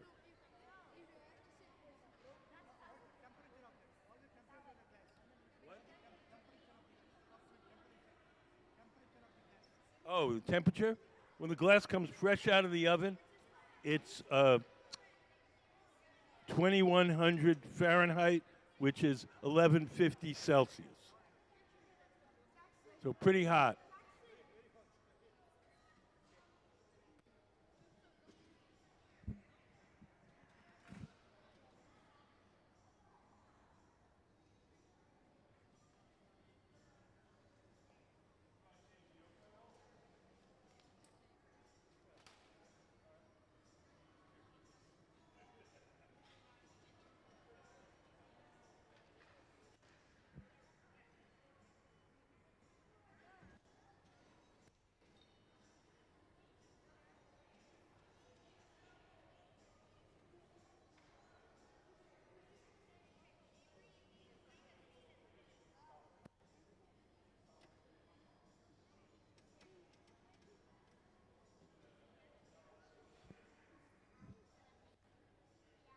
So,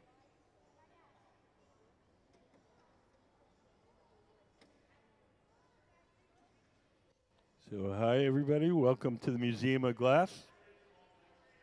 We're working with our guest artist, Crystal Campbell, sitting by the steel plate, and what we're making is her design. There's a drawing straight ahead on that steel wall.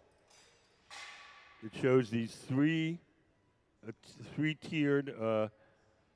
jar, and we're making the top tier, the top little bottle, which is the smallest.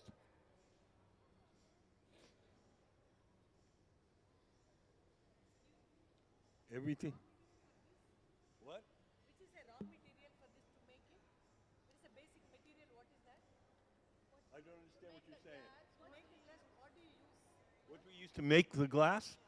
The glass has three main ingredients: sand, soda ash, and lime. Sand is the bulk of it. It's mostly melted sand. The soda ash is sodium carbonate. It's a chemical which lowers the melting temperature of the sand, and the lime is calcium carbonate, and that stabilizes the mixture chemically. You throw those three things into the big furnace, cook them overnight at 2400 degrees. In the morning, you have a tank full of clear glass.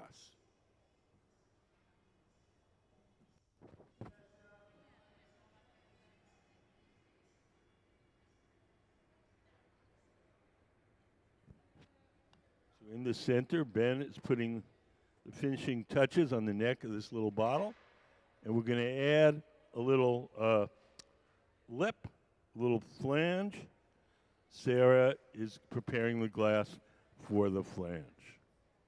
Sarah's over on the left in the black shirt and shorts.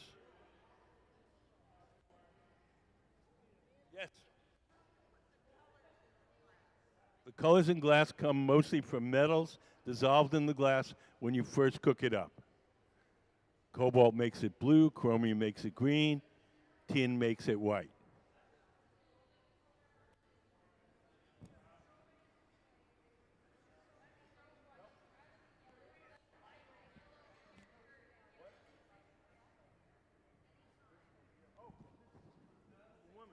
Yes, that is crystal. I thought you meant, it's the glass crystal. Yeah, okay, that's crystal right there. Yes, Okay, thank you. that's crystal right there. I thought you were asking me if it was crystal glass.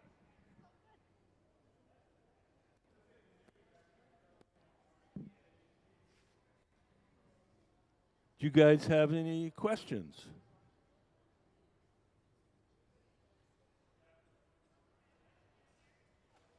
Yes.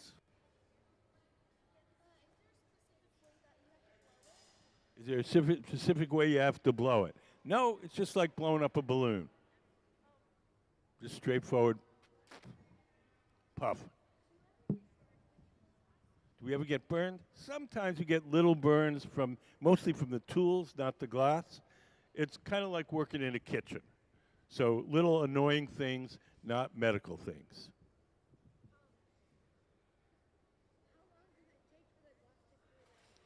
How long does it take for the glass to cool off?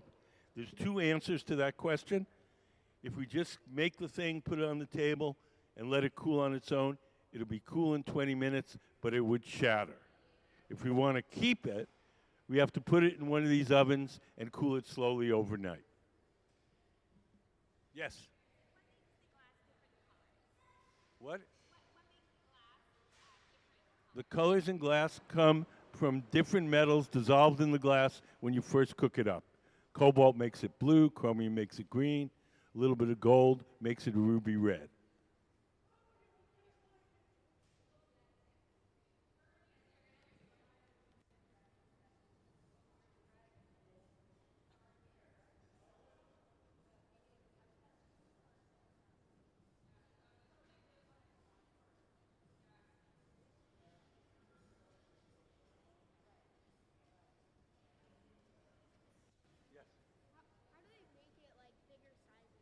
How do they make it bigger sizes?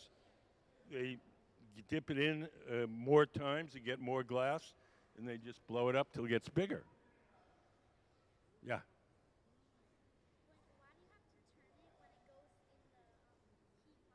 Why do you have to turn it? Two reasons. One, so that it heats evenly, so it doesn't get all hot on one side. The other is keep it from sagging. So it's softer than it looks. So if you stop turning it, the glass would sag like that. But if you turn it, it keeps kind of falling on center. Yes.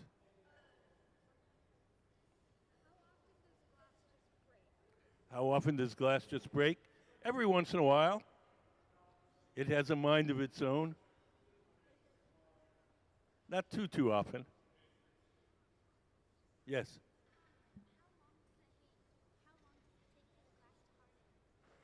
Well, it hardens like in a minute or two.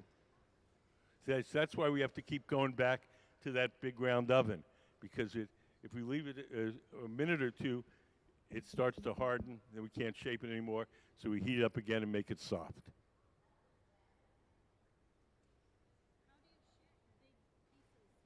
How do we what? In a big box, two big boxes. You double box them.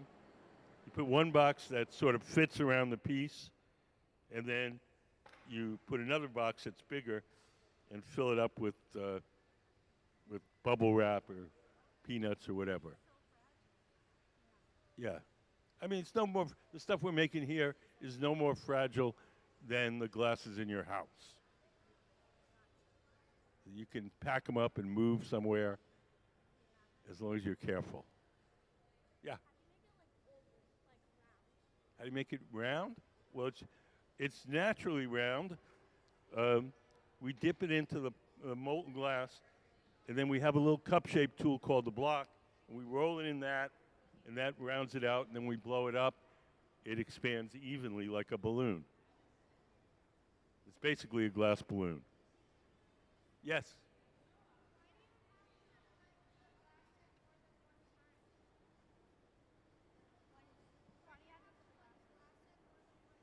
Why do we have to put the glass in more than one time? Put it in the fire? Is that what you're asking? The glass only stays soft for a minute or two after you heat it up. So we do whatever we can within that minute or two, but after that, it's too cool, it's too cold to shape easily, so we go back and heat it up again. Yes? You can eat it. It's basically the same. You're making a glass out of sugar, Um,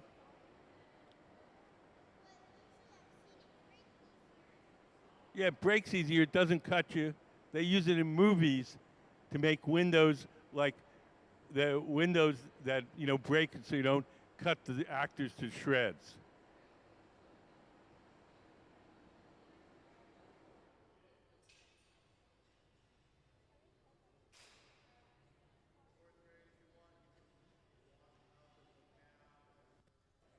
Yes. How do we get the glass off the rod? We'll take a pair of tweezers, dip them in water. We'll drip a little water where we want it to break. The water will crack the glass just where we drip it. Then we'll tap on the pipe, and off it comes. How hot is the glass when it comes out of the furnace? 2,100 degrees. So it's as hot as the hottest volcano. Yes. How do you make sugar glass? I don't know. I've never made sugar glass. You can look it up on the internet. I've never made it. What type of sand makes mirror glass? What? What type of sand makes mirror glass? It's not the sand that makes it mirrored. What mirrors the glass is we put a chemical called silver nitrate inside, and that leaves a deposit of silver, and that's what's reflecting. So it's the chemical that we put inside, not the glass itself. What do you do to Steve, watch out. So what is this? Oh, nice arrow? Like this, the pin. Oh, those ovens over there. That's what cools stuff down. It's a hot oven, but it turns the temperature down.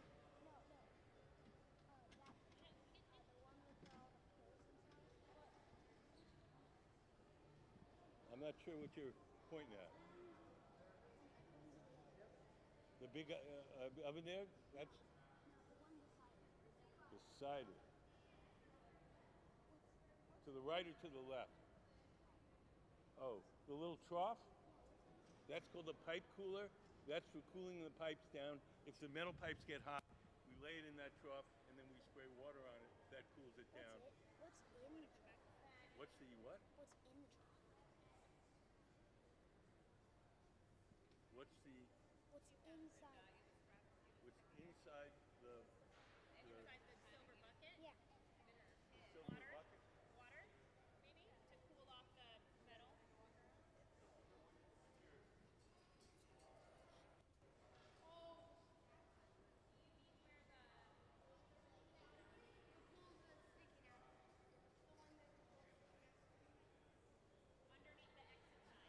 Oh, that's where we put the pipes when we're done with them. There's always a little glass left around the end of the pipe. And then we put it in that bucket, and as it cools, the glass pops off the pipe, and they're clean again. Nothing. Just the ends of the pipes. It's just when the glass pops off, we don't want it to go all over the place. So the steel bucket just contains it.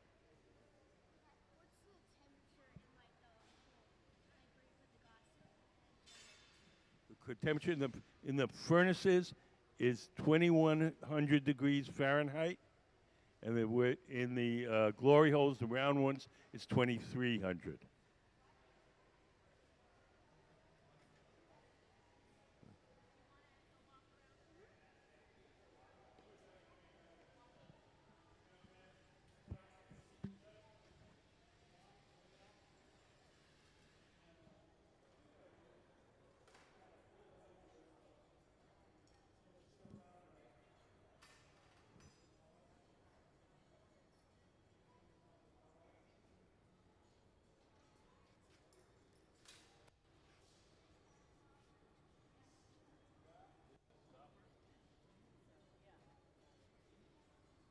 So in the center, Ben is making a stopper for one of the jars that we made previously.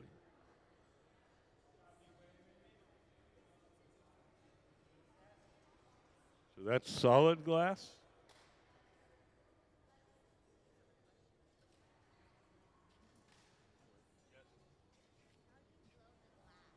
How do you blow the glass? Well, we have the glass on the end of a big tube. The big tube is like a big straw. You blow in one end, and the ball of glass on the other end blows up like a balloon.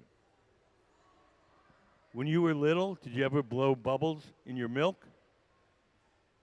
It's just like that. So the steel pipe is like the straw, and when you blow, you get a bubble on the other end.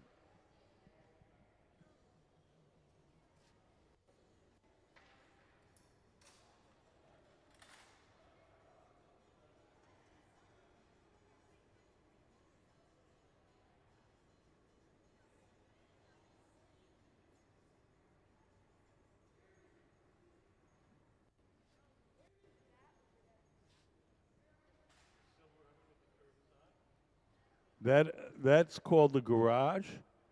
It operates at half the temperature of the furnaces. It's where we keep things warm while we're working. So if we make something that has several parts, we make each part, put it in the garage, keep it warm. We're ready. We got all the parts made. We'll pull them out and assemble them.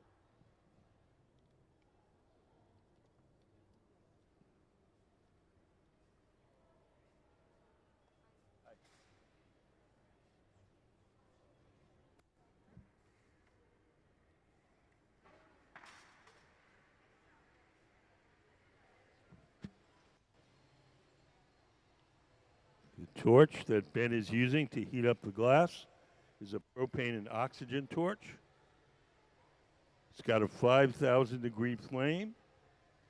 It allows us to get one small area of the glass very hot very quickly.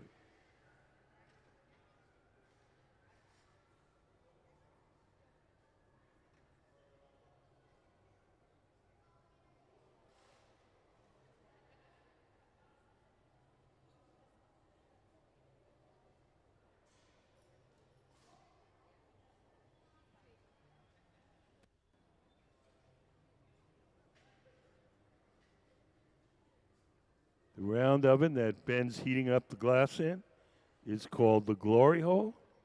It runs on natural gas and forced air, and we keep it at approximately 2,300 degrees Fahrenheit. There's no glass in that oven. It's just a hot chamber for heating and softening the glass while we're working.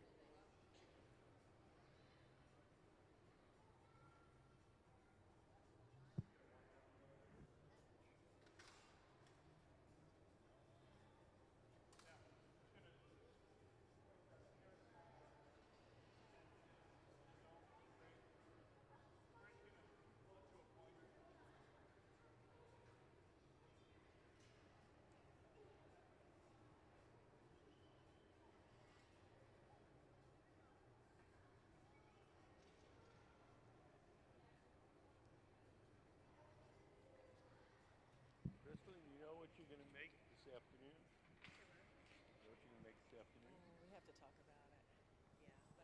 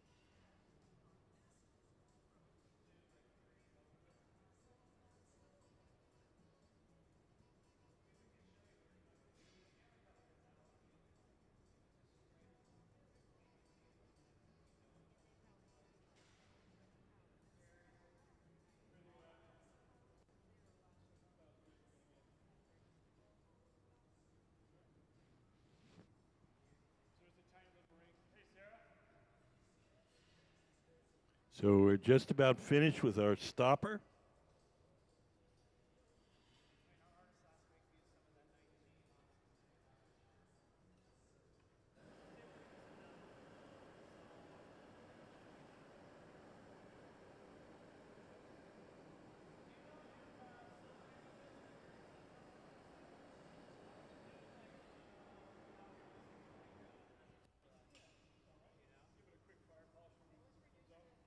See, like those silver colors, they're kind of meant to be.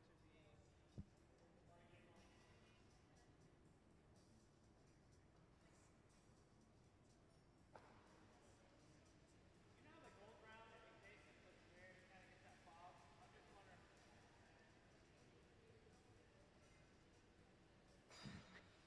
We'll melt the little spot where we broke it off. And Sarah will take it over to our annealing oven where it'll be cooled slowly overnight.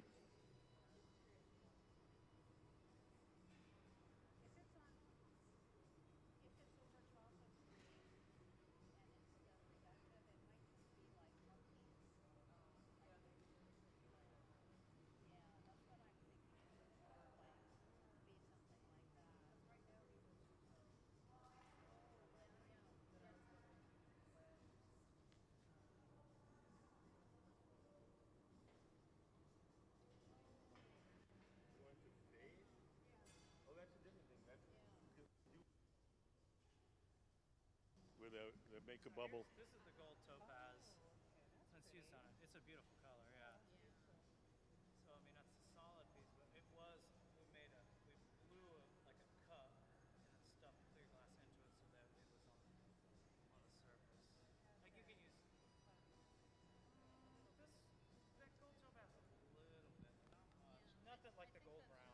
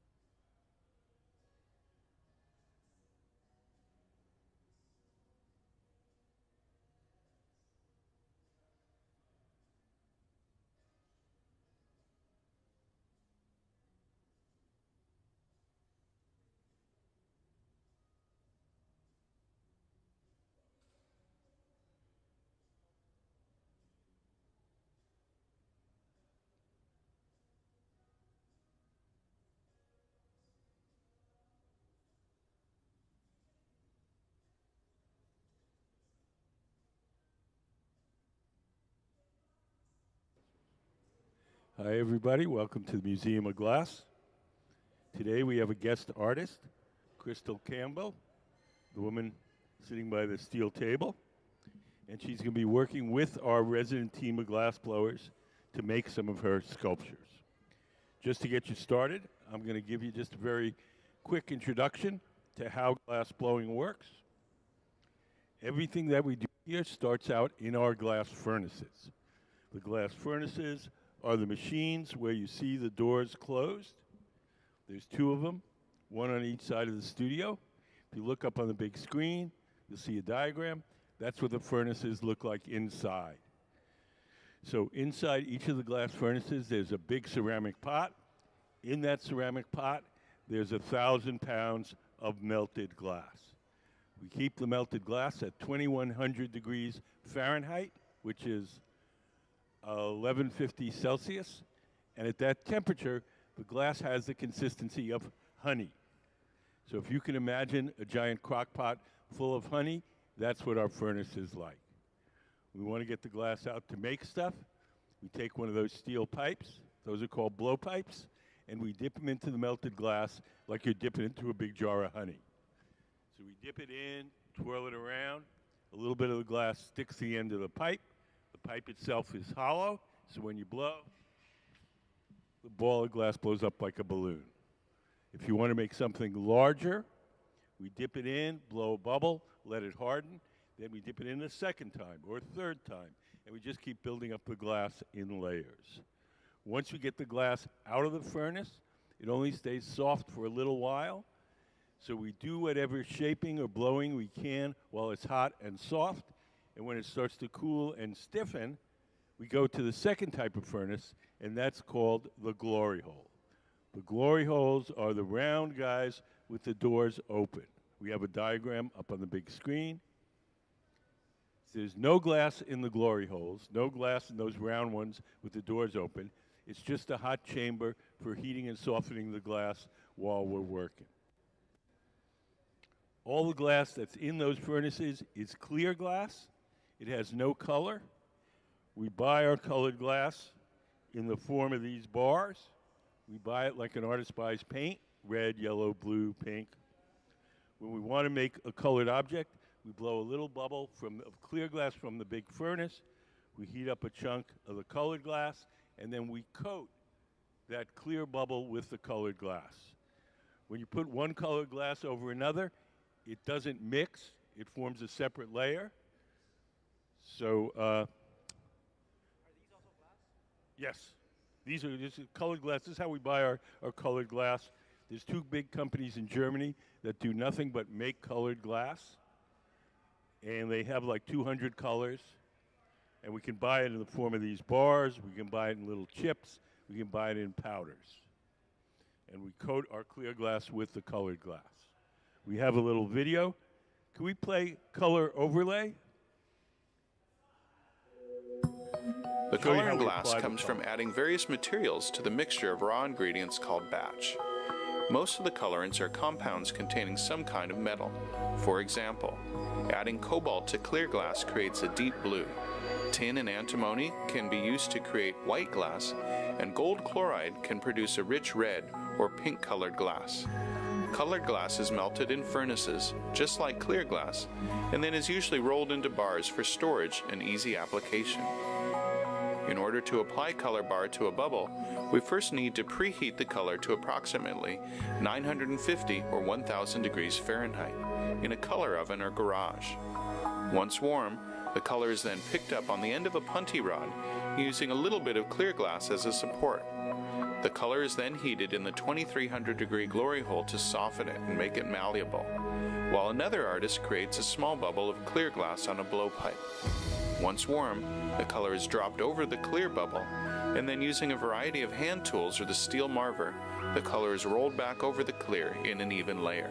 This process is called dropping color, or creating a color overlay. Depending on the project, that bubble is then usually gathered over with clear glass and blown into the final form.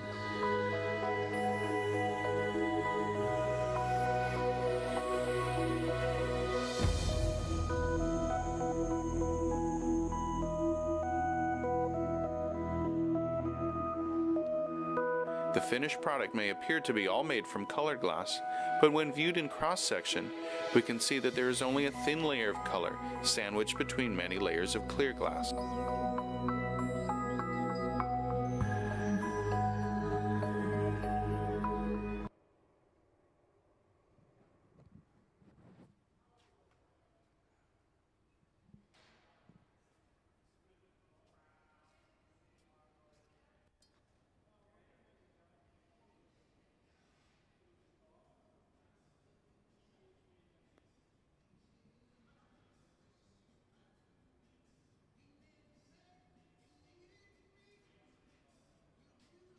So that's what they're doing right now. Gabe, in the light gray shirt, heated up a little chunk of the colored glass. I think it's a purple, an amethyst it's called. And we're going to coat that bubble, the initial bubble, with the colored glass.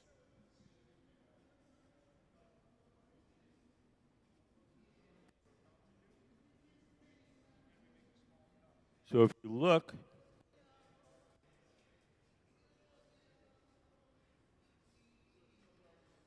here, this is the drawing for the objects we're going to make for our guest artist. Our guest artist is Crystal Campbell. She's a multidisciplinary artist. She does installations, she does sculptures, she does paintings. She's worked a little bit in glass, but not really much. So we often invite artists from outside of the glass world to come in and think of cool things to make, and we make them. So we have a crack team of glass blowers that work for the museum. They can make just about anything you can imagine. And so the artist, if they're not a glass person, comes up with ideas, and then our guys make the actual objects.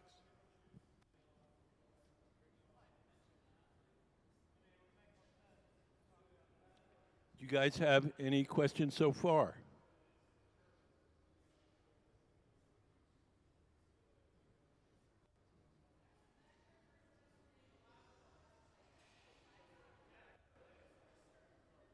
So Sarah, over on the left, she's coated her bubble with the colored glass, and that's the beginning of our next object. How long is what? How long is a typical product? It depends on what you're making. If we're making a Christmas ornament, that's 3 minutes. If we're making a wine glass, it's probably 20 minutes. These things I think are going to take probably about an hour, maybe a little less.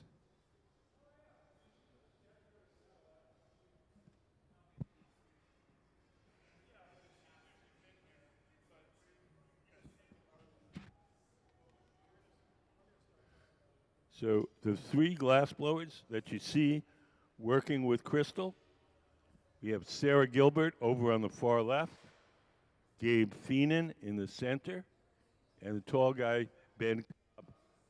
And these guys work for the museum. They're our core team of glass blowers.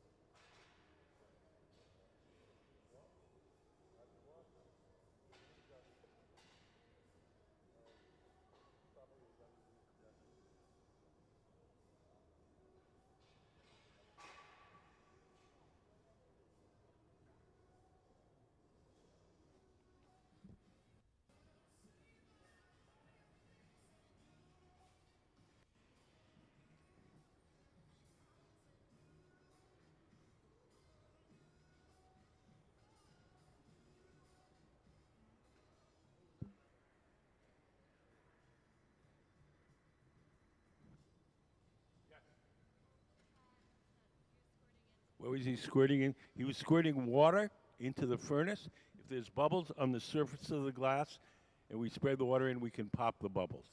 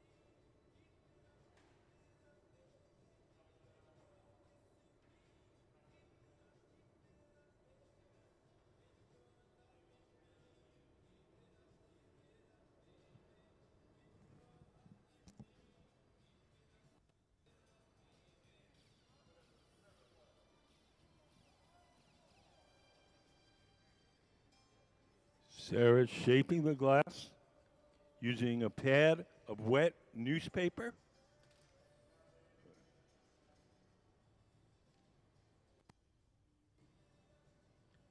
As long as you keep the newspaper wet, the paper doesn't burn too much and doesn't leave any marks as we shape the glass. This folded up newspaper is probably one of our most important tools for shaping the glass. It's just everyday, ordinary newspaper folded up a bunch of times and soaked in water. Was it completely out earlier when you called me? Was it like a, I mean, it had power. is it flip like No signal. no signal? It just was mainly no signal. Okay, it was probably the HDMI came loose, and I hate this because the HDMI is in such a wonky spot here because it's like hiding behind the thing that keeps it up the metal, so it's like shoved in a spot you really can't pull. But I'm just making sure it's secured in there. Hopefully it stays. No. Oh, I thought it would be. Oh, I sent you a picture of that drawing. Oh, yeah, I can get that added in. That's amazing. Yeah, give me like 5 minutes. I can get that processed. So.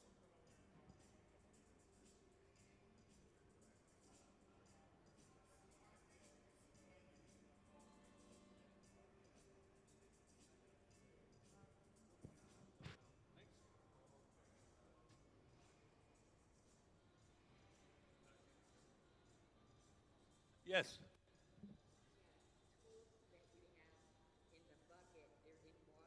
Yes.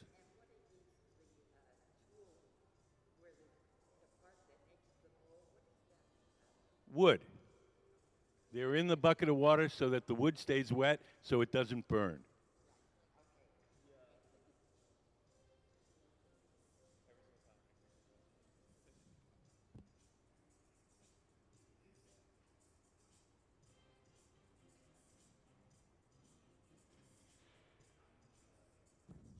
All glass looks orange when it's hot, no matter what color it is, red, blue, pink, purple. The orange color that you're seeing is the glow from the heat, not the color of the glass. The glass that they're working with in that bubble is a kind of purplish amethyst, and the only reason I know that is because they told me. All I can see is the same orange that you see.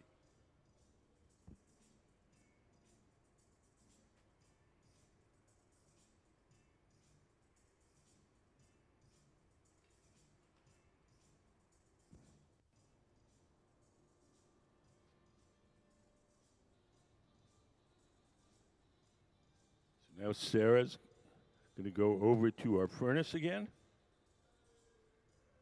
First, she's going to cool the pipe.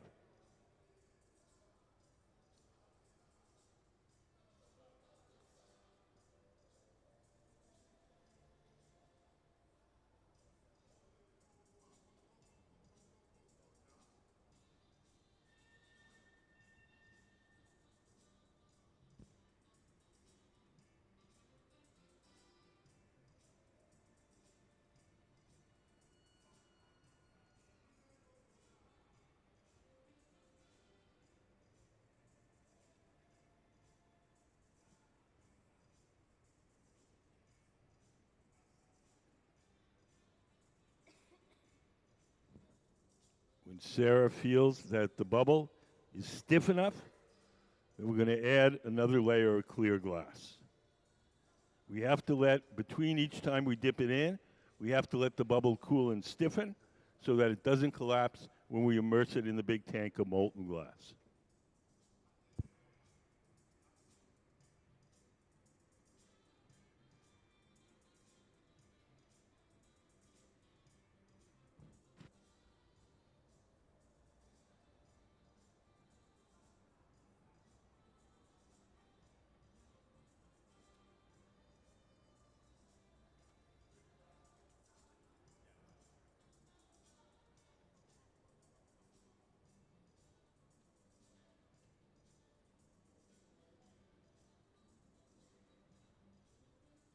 Sarah's going to shape the glass now using the block.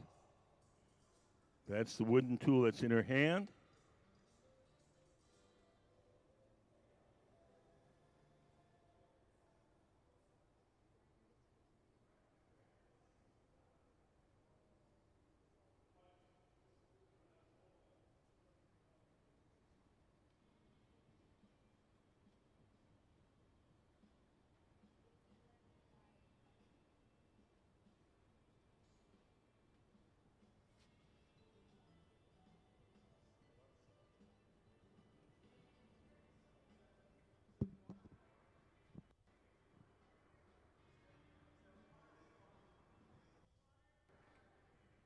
Yes, no, just room temperature.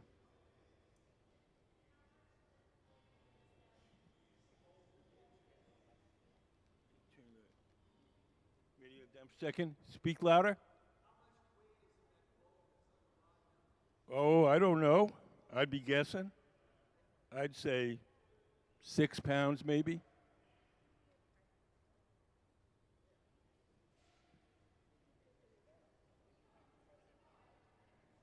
That bubble is hollow, it's not solid glass. So there's a bubble in there now. So the walls are quite thick, but it's hollow in the middle.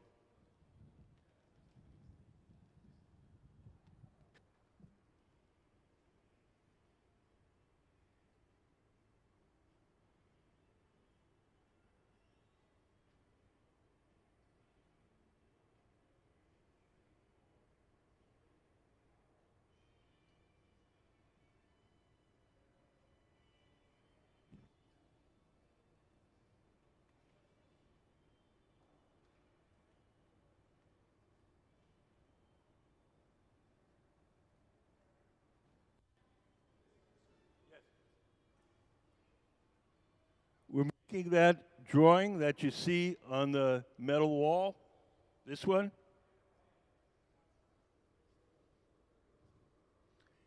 and we're making the lower half, this part here.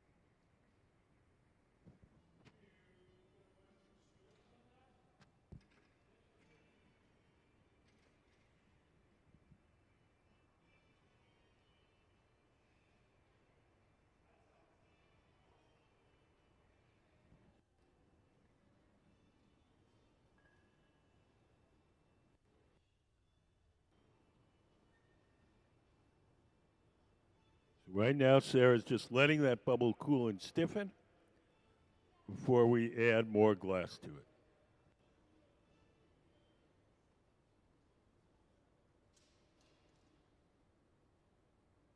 Basically, we're collecting all the glass we need to make this large vessel. And once we have all the glass, then we'll start to blow it up to its full size and shape.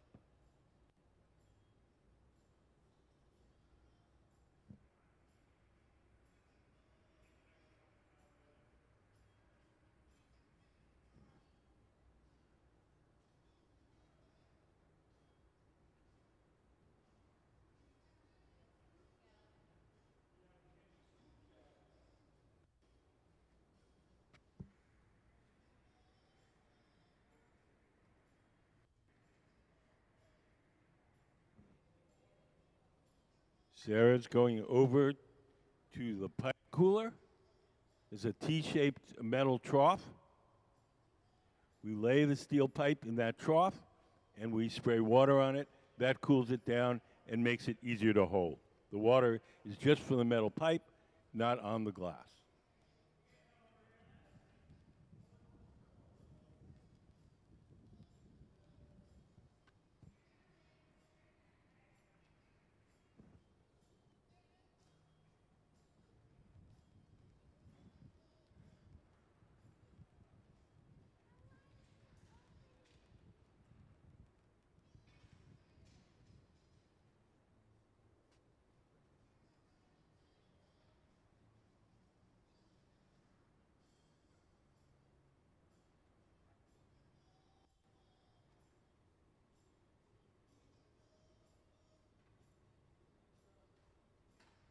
Now Sarah's going to hand over the bubble to Ben.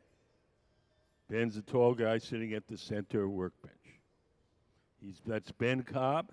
He's the head of our glass shop.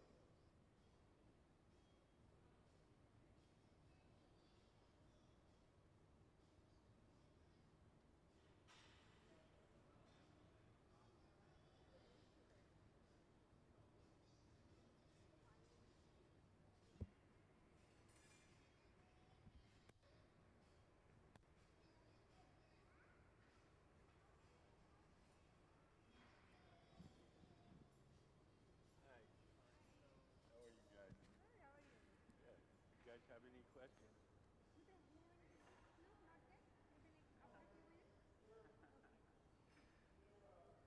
You guys know about our contest for kids? I just read about it. So she's not 6 yet, but I think it's 6. It doesn't matter. It doesn't matter. Okay. Nope, she's as long as you're not over 12. Are you 13? So what is it? What is it? Any kid that comes to the museum can do a drawing, 12 and under.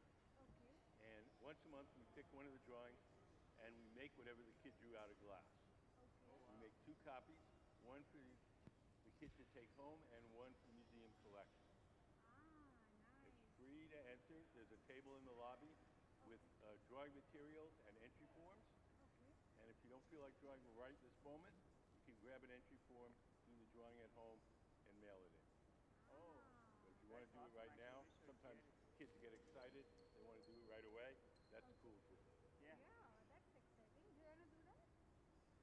You design something and they will make something out of it. Can we put up the kids' design stills?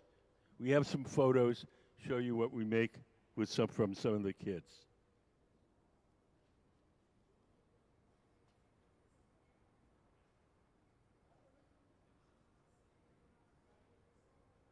So if you look up on the big screen, so these are some of the sculptures that we made from the kids' drawings.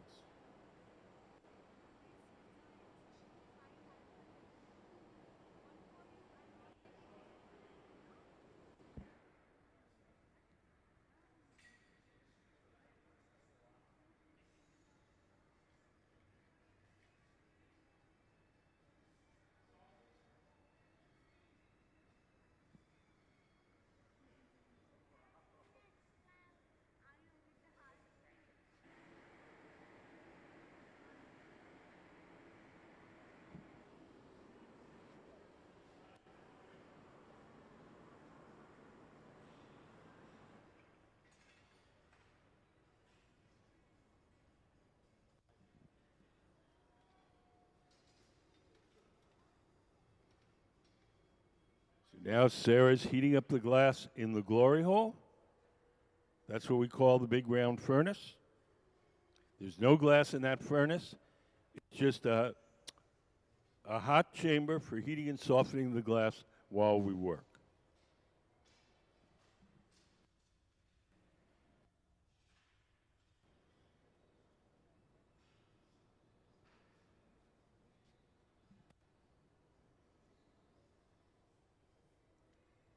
Ben, sitting at the bench, is shaping the glass with the newspaper.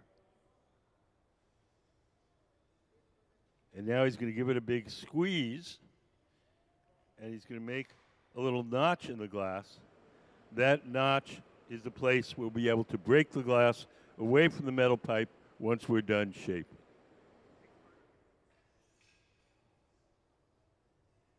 The tool in his hand that he's squeezing it with is called the jacks, and making that notch is called jacking it down.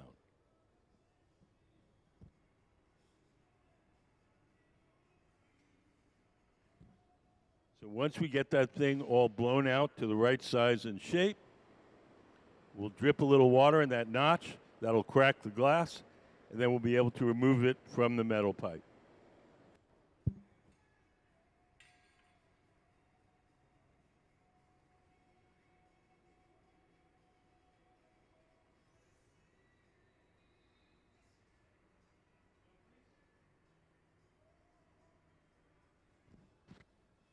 So the man seated to the left of the workbench, he's the guy that's blowing. He's blowing through that steel tube and inflating it as Ben sitting at the bench shapes it.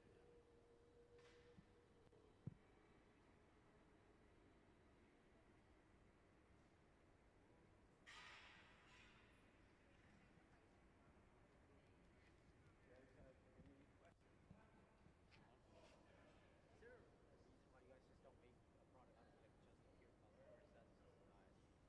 Oh, yes, there is a reason. The reason is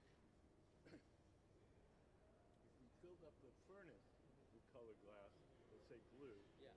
we only make blue. Yeah. Okay. Okay. If we coat each piece individually, we can have any color we want anytime we want.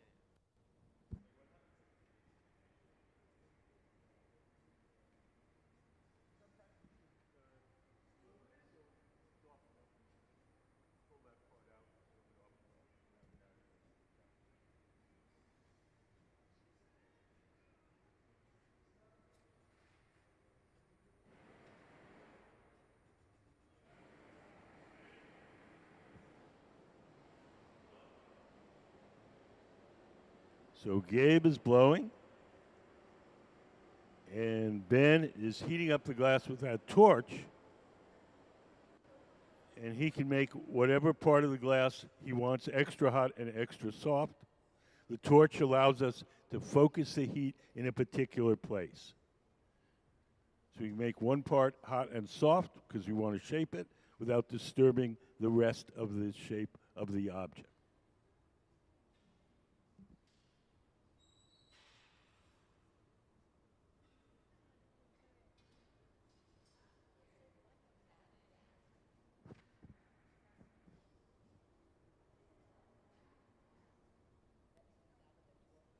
The torches are propane. The furnaces are natural gas.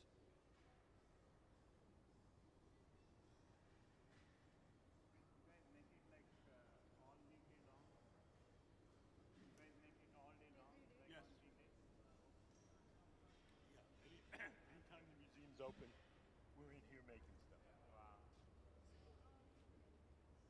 they warm it up inside, and then what do they use this fire for again?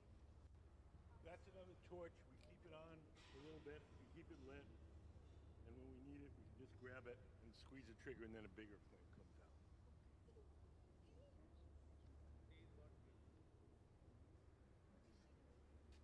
She's making some copper armatures that we're going to blow into later on. So she's making these out of the copper wire. I'm going to drop a glass bubble in and blow it.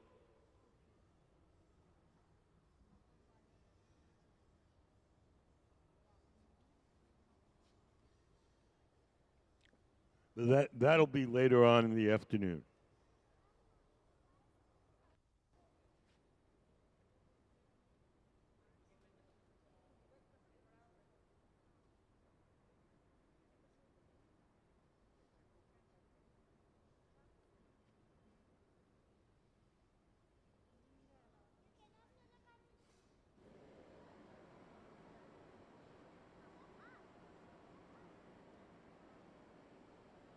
Chris, do you have the drawing?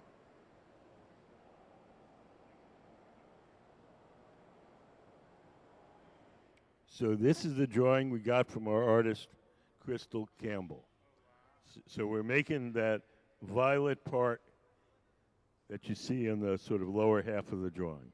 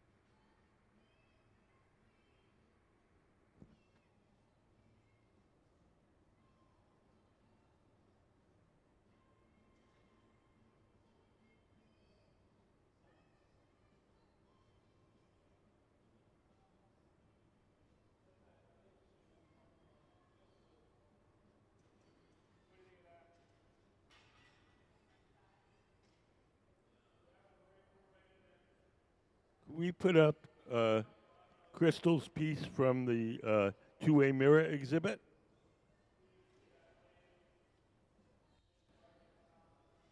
So these pieces that you see up on the big screen are in our exhibition called Two-Way Mirror.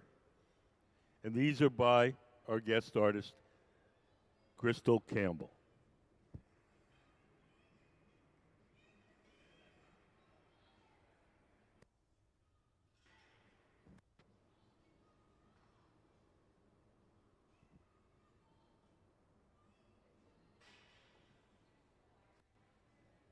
When we get the glass really hot and soft, and we point it down at an angle like that, the glass is soft and it'll stretch under its own weight and make the bubble longer.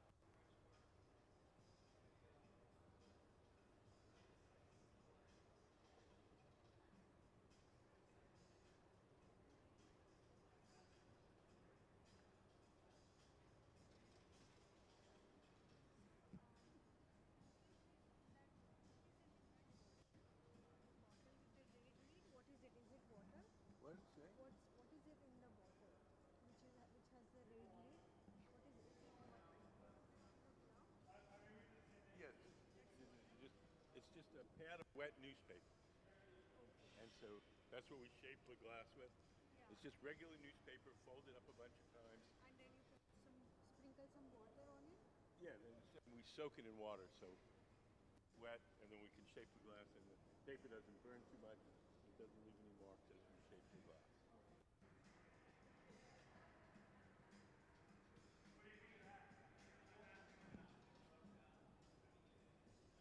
Can we put up the newspaper photo?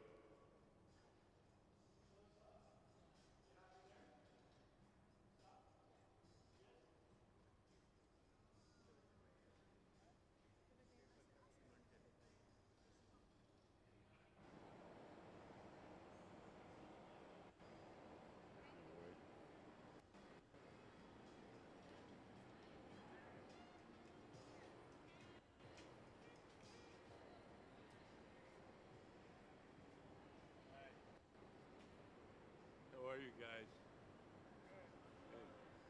Do you have any questions? Any questions?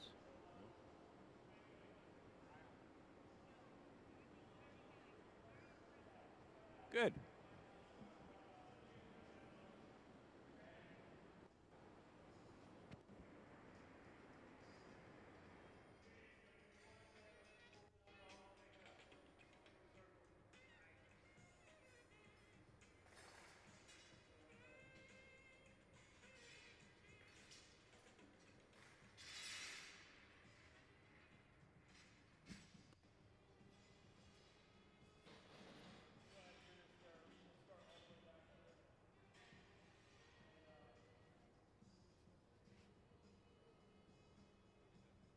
So Ben's scratching a little circle so he can see where the center is.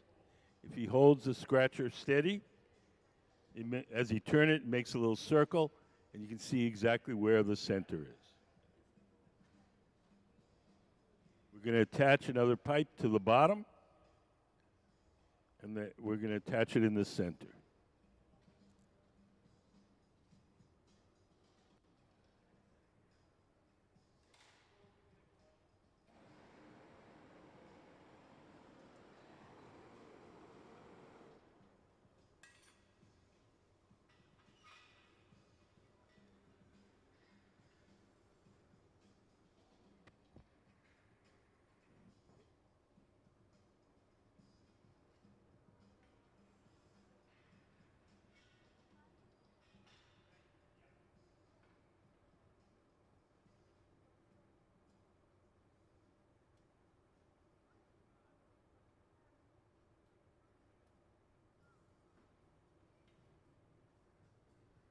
So Gabe's coming over with some more glass.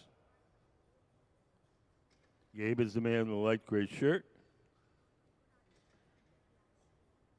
We're going to wind it on.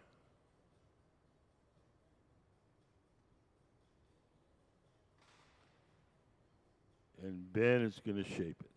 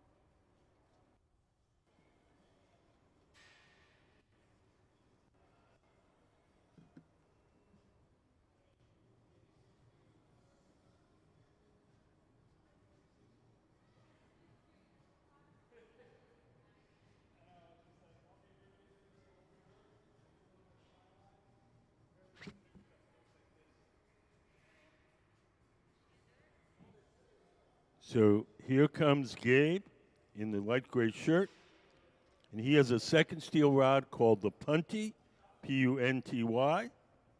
We're going to attach it to the bottom of this form. We'll give it a little squeeze, make a little notch in it, so we have a place we can break it off cleanly.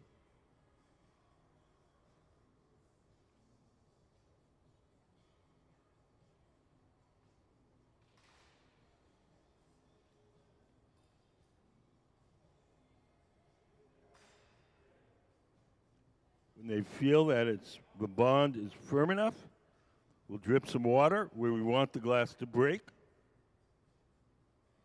We'll give the pipe a tap, and off it comes. So now the form is held from the bottom, the top is exposed, the top can now be heated and shaped.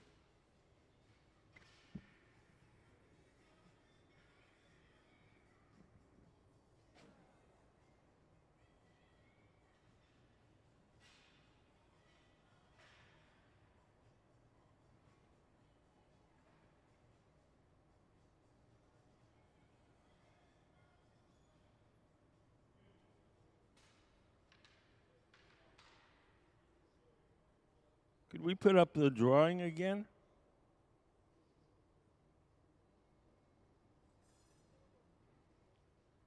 So we're making the sort of bottom half of the drawing that you see.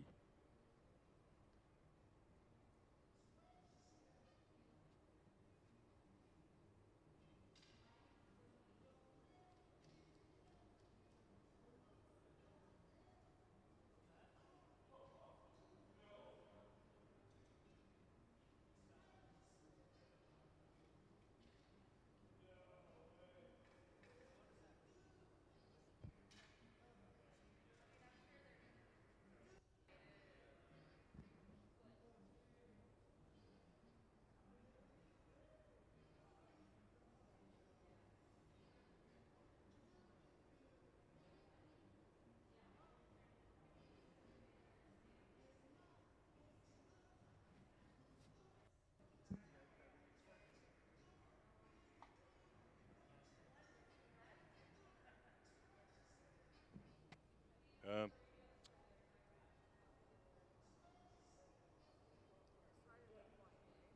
we start with clear. And then we heated up a chunk of those colored rods you see over there. And then we coated the initial bubble with a layer of the colored glass.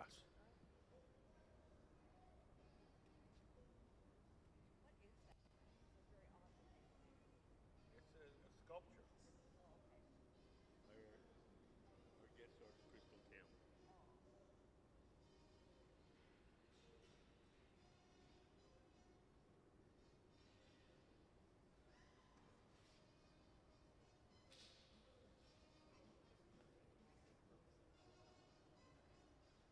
Does anybody have any questions?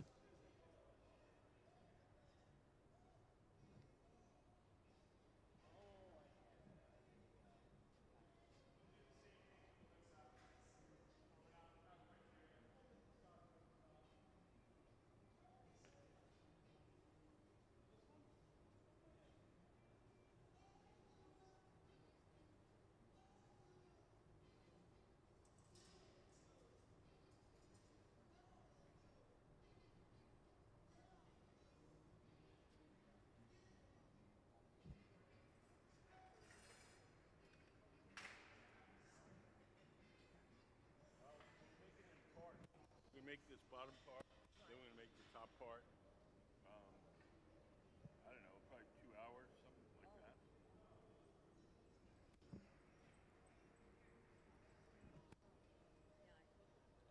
So we're stretching out the glass at the very top. The glass at the top of the bubble is often thick. So we stretch it out, thin it out, and then we'll cut some of that off.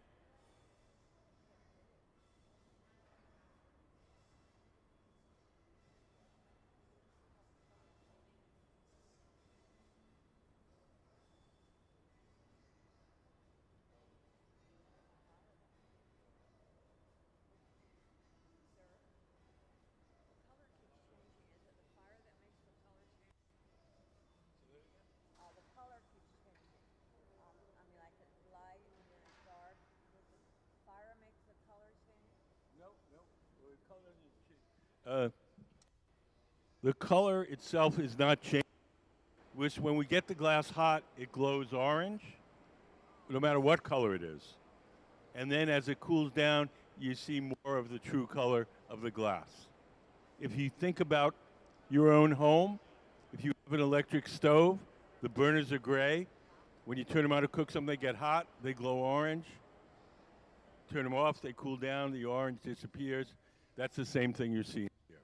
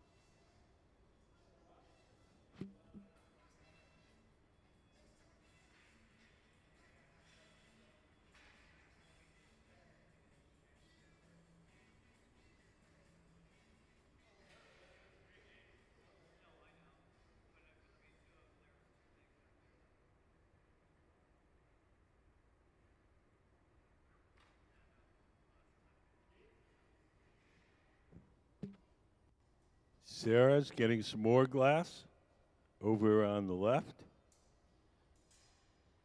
She's going to cut it to a little point, and she's going to bring it over to Ben at the center bench, and we're going to wind on a little lip.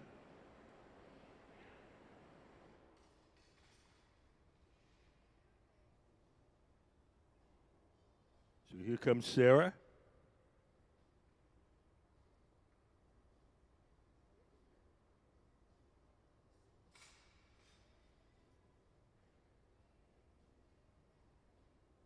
We're smoothing it out with a tool called the COPPA, C-O-P-P-A.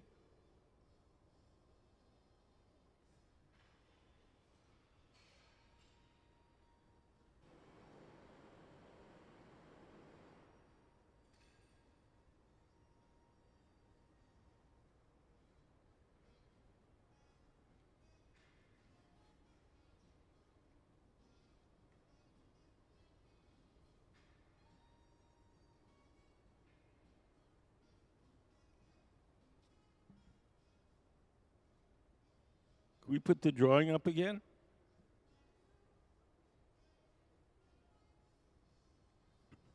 So if you look at the bottom half of the drawing, you can see we have this, I don't know what you'd call it, bulbous shape with a narrow neck and a little rim around the top.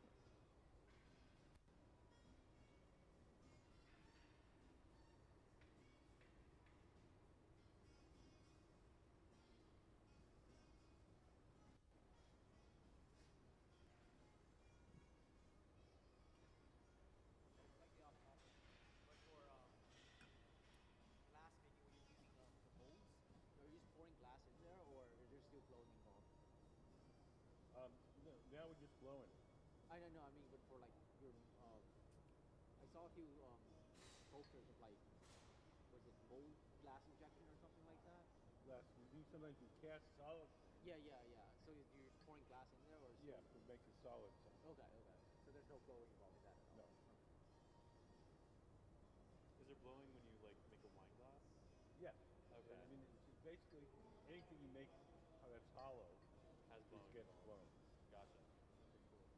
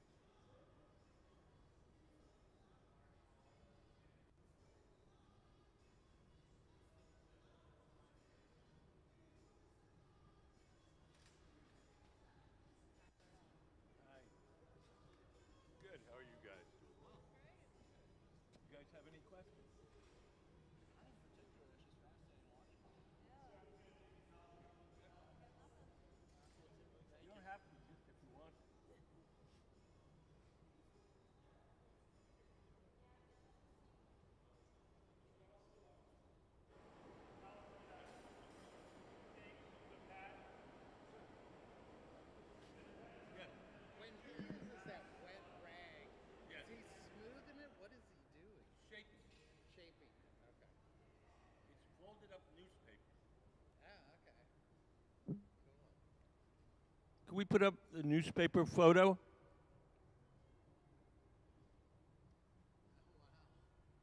So it's just folded up a bunch of times and soaked in water. Not really.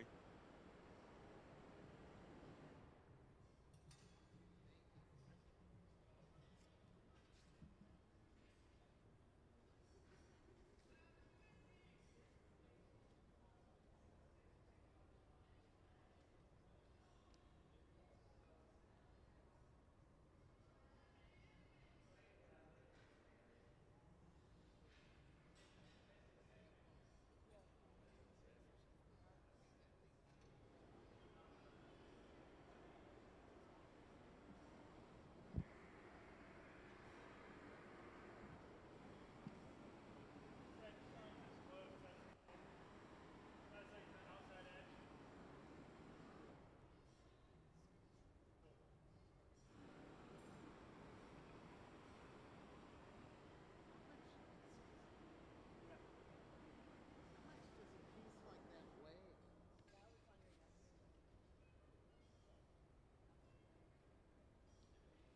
18 pounds. That's what I figured. Pounds? Yeah, is I'd that have a to lot or a start. little? I'd have to start getting Oh pictures. my gosh. It's way out on the piece is way out on the end of that pole, so it feels like a whole lot more. I also noticed that they're all wearing shorts, and I know it's hot down there, but are they worried? I mean, how many people get burned? Very little. Really? I hate to disappoint you, but we hardly ever get burned.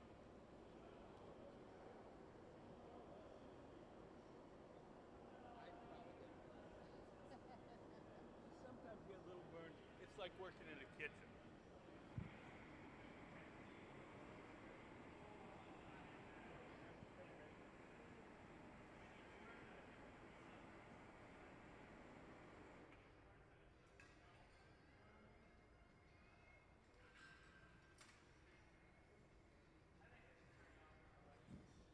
It's going to look different. All the plastic thing, all the colors are distorted by the heat somewhat while we're working. It's going to be kind of violety, amethyst, purple kind of color, more on the blue side. What's the next step after he's done shaping? After we're done shaping it, we'll place it in this big black oven over here to cool slowly overnight. Everything that we make pretty much has to be cooled slowly or it'll break. If we just put it on the table, it would cool too quickly and unevenly and it would break. I'm surprised the wet newspaper doesn't do something to it. Hard to say, it doesn't. Wonder how many millions of pieces they had to do before they figured that out. Because when they cut it off, they just do it like a little drop and it just cracks, right? Yes, we make a notch in it, Yeah. and then we drop the water into the notch, makes a little crack, tap on the pipe, it follows, the crack follows the notch. Kind of like tearing a coupon out of a newspaper. Yeah. You make a nice sharp crease, and then you pull on it, and it tears along the crease. So we'll take it to our annealing oven, where it'll be cooled slowly overnight. So let's have a big hand for Crystal Campbell and the Museum of Glass Hot Shop team. Ben Cobb, Gabe Feenan, and Sarah Gilbert. Cool. Do they ever take one out and then reheat it and rework it? Very rarely.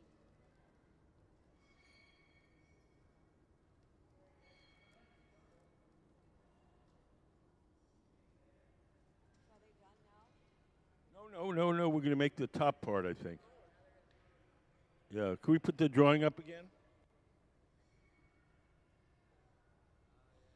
Oh, okay.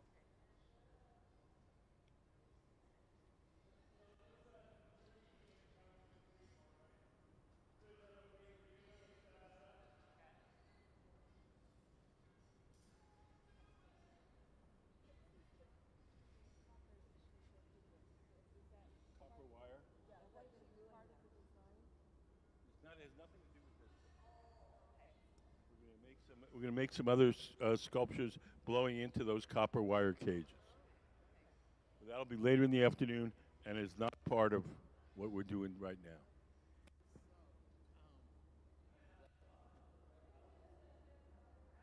The artist, that's the woman, right? So she just like plans it, but these guys execute it. Is that how it Yeah, usually she's works? not a glassmaker.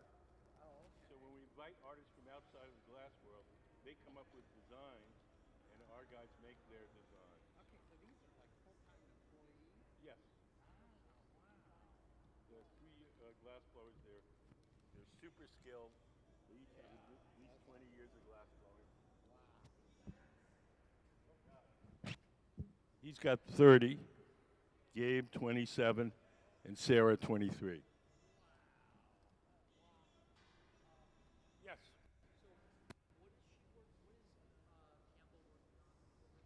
She's making some wire cages, and we're gonna blow into those wire cages later on in the afternoon. They're separate. They have nothing to do with the things that we're making now. What? In those wire cages, yep. Yep. Later, though.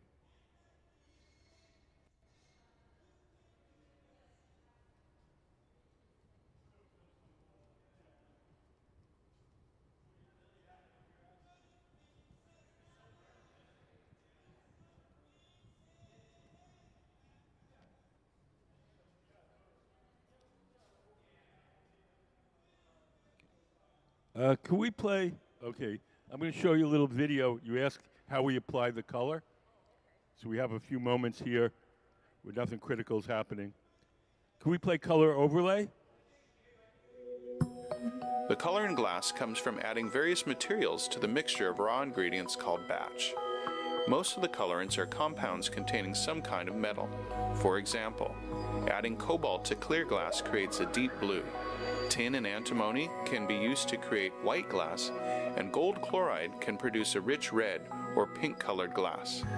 Colored glass is melted in furnaces, just like clear glass, and then is usually rolled into bars for storage and easy application. In order to apply color bar to a bubble, we first need to preheat the color to approximately 950 or 1000 degrees Fahrenheit in a color oven or garage. Once warm, the color is then picked up on the end of a punty rod using a little bit of clear glass as a support. The color is then heated in the 2300 degree glory hole to soften it and make it malleable, while another artist creates a small bubble of clear glass on a blowpipe. Once warm, the color is dropped over the clear bubble, and then using a variety of hand tools or the steel marver, the color is rolled back over the clear in an even layer. This process is called dropping color, or creating a color overlay. Depending on the project, that bubble is then usually gathered over with clear glass and blown into the final form.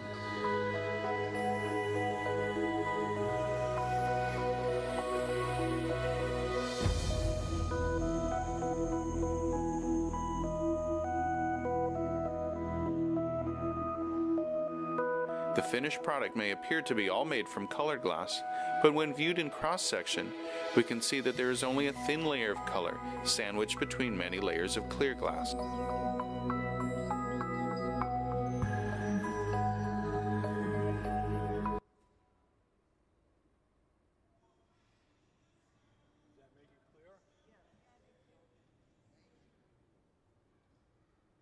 The reason that we do it this way is so that we can have any color we want, anytime we want. If we melted blue glass in the big furnace, we could only make blue things.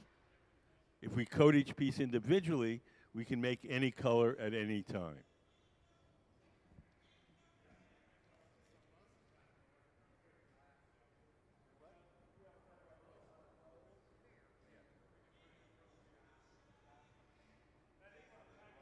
Color, but once it's blown out, it appears like it's made all out of colored glass.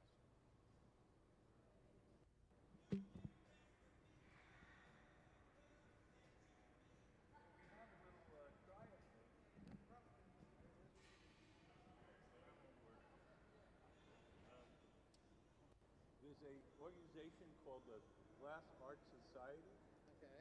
and they're like a trade association for glass blowers. If you call them up and tell them where you live, they can tell you if there's anything in your area. Okay. Very cool. Just Google Glass Art Society. Okay. Comes right up. Okay. Thank you. Have you ever been to the Corning Glass Museum? Yep. How was it? Great. That's where I'm going next. It's a fantastic place. In August. Oh, you'll enjoy it, I'm sure. Did you say the Smithsonian glass? No, No, Corning. Oh, the Corning. I haven't been there. Yep.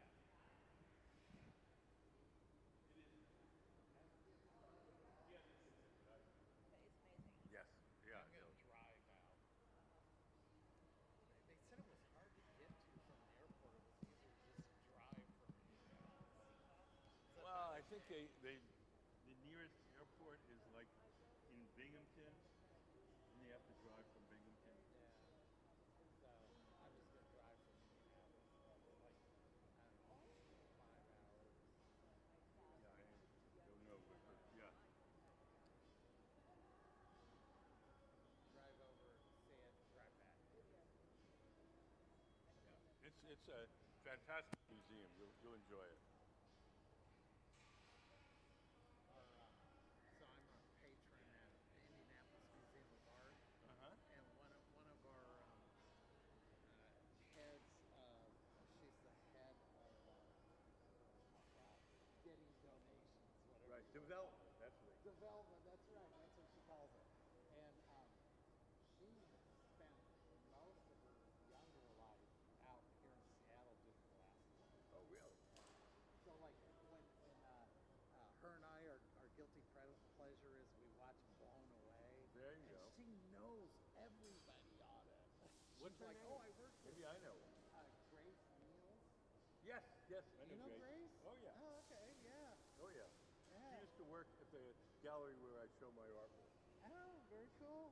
Yep. Yeah. Tell her Walt says hello. Wow. Okay. She'll know How about who I I am. take a picture of you? There you go. All right. Hold on a minute. So what type of art do you do? Got it. I'm a glass painter, enameling on glass. I was a glass blower for professionally for about 10 years. So you have a gallery in the Seattle area? Or Yes, somewhere? it's the Traver Gallery. Where is it? It's downtown Seattle, kind of near the art museum and the Pike yeah. Place Market, that sort of area. Traver. Traver, Traver. Traver. Traver. C? It's in cat? So T-H-E-T? T. Okay, Traver. We'll have to look that up. Email me. You know who I am because you worked at that gallery for many years.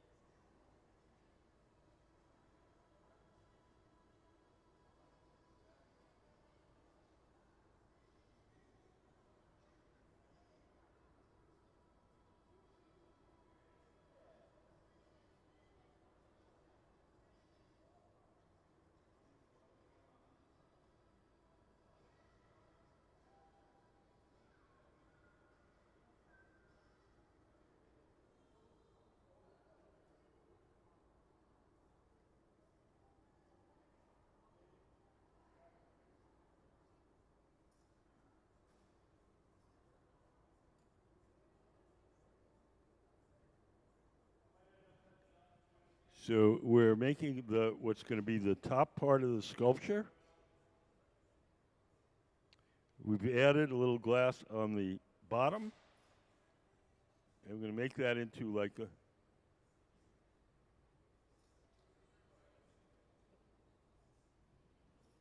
We put up the drawing.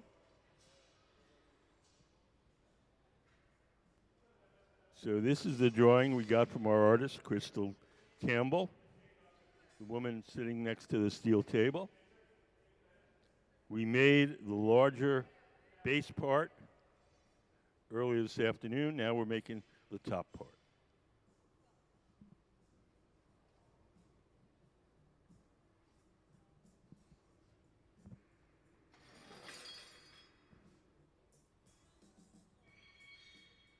Does anybody have any questions?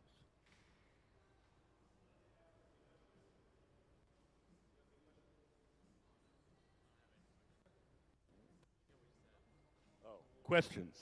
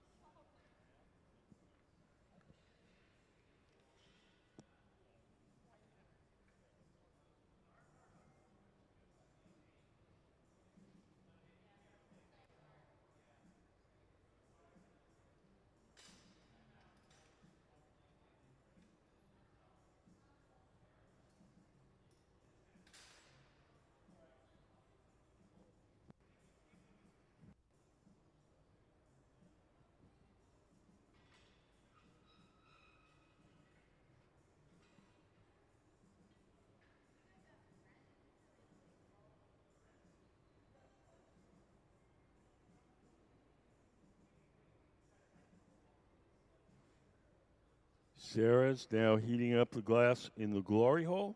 That's what we call that round furnace with the door open. There's no glass in that. It's just a hot chamber for heating and softening the glass while we're working. Each time we heat it, the glass only stays soft for a little while. So we take the glass to the workbench. We do whatever shaping we can while it's hot and soft.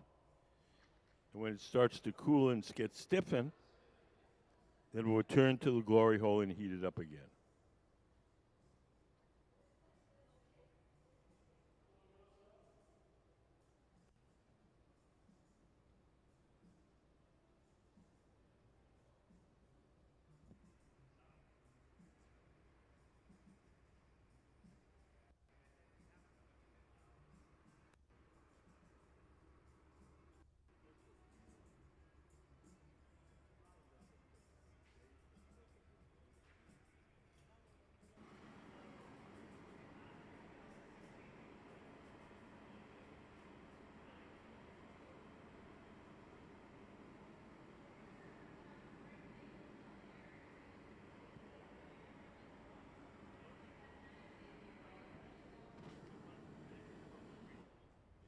They do a little cup that was purple fading to clear.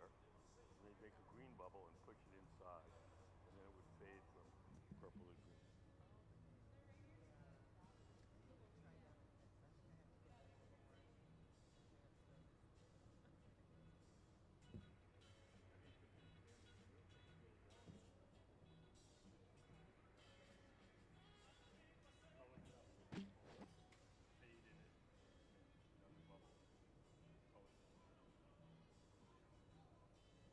Can we put up stuffing a color cup?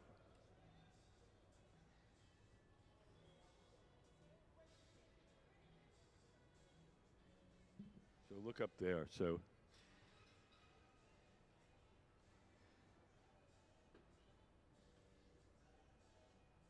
what?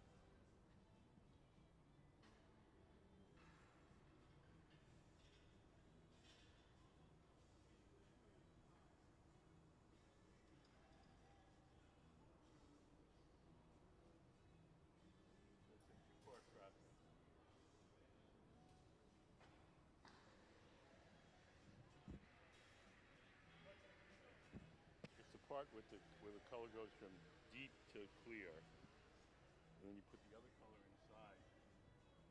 So where it's deep, you only see the purple, and then as it goes up the bubble, it'll fade to blue green. Yeah, obviously the colors glow, the orange glow as you go along. But it comes off more on the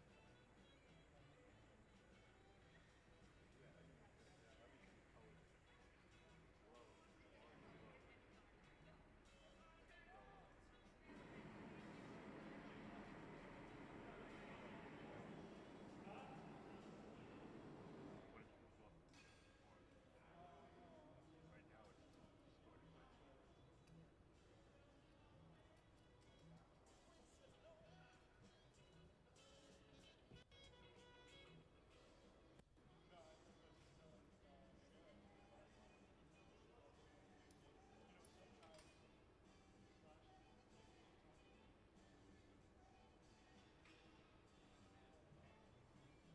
So we're going to form a little peg on the bottom of this part. It's going to act like a little stopper, and it'll go into the larger one. Can we put up the drawing again? So you see the smaller part has a little peg that goes down inside the bigger violet part. Oftentimes, when he's working on the bottom like he is right now, he'll put the blowtorch on where the metal in the neck. Right. Why? We're asking to go into the furnace. It doesn't get as hot. After it's heated several times, this part is much cooler than this part. And so we got to heat it up a little bit extra so it doesn't crack.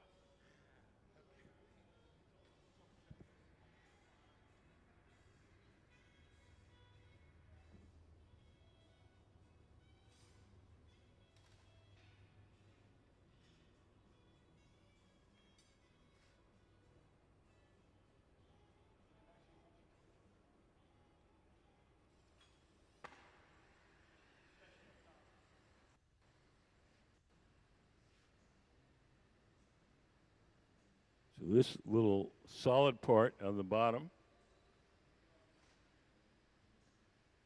is going to act like a little stopper, and it'll fit into the bigger violet part. Lining of the kilns? What is that made? It's kind of a high temperature. You can use zircon or alumina, ceramic, whatever is chemically resistant and heat resistant. Propane? What? Propane is the torches. Furnaces are natural gas. Propane burns hotter. I bet you go through gas bills like crazy. Not as much as you would think. Really? Because we're heating up a very small space to a very high temperature. When you heat your house, you're heating up a very large space to a very low temperature.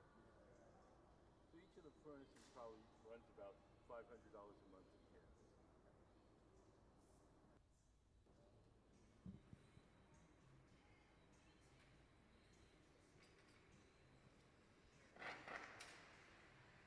Some places in Indiana.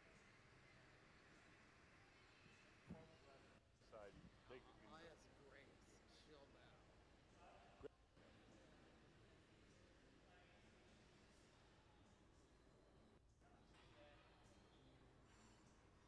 Can we put up the drawing again? So this is a drawing by our guest artist, Crystal Campbell. We're making this in 3 parts. Earlier this afternoon, we made the violet part, the lower part. Now we're making the part that goes on top, and we'll make the base separately. How will the attachment be made? That'll be glued. What do you We use use? a special epoxy called Hextol. When I see, like at the IMA, they have some glass pieces that are sheets of glass that looks like they're glued. Mm-hmm. Sometimes they can be glued or fused. Depends on the thing. If the angles are too sharp, I don't think they can be fused. Yeah, well, they could be glued. I mean, I'd have to see the thing to say yes or no. Have you ever been to the IMA? No, Any of the, we have the Glick glass collection. okay. It's pretty spectacular. They have some nice pieces. Is it contemporary? It's yeah, mostly they've got some that they collected that is not, but most of it is contemporary.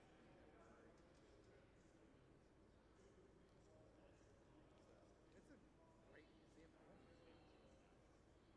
I'll bet. They've got Rembrandts.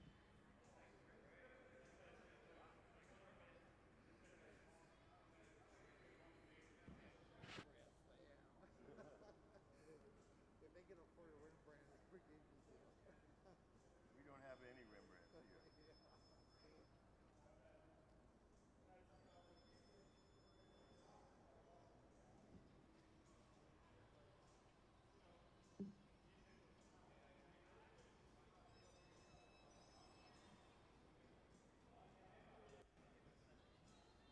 Does anybody have any questions?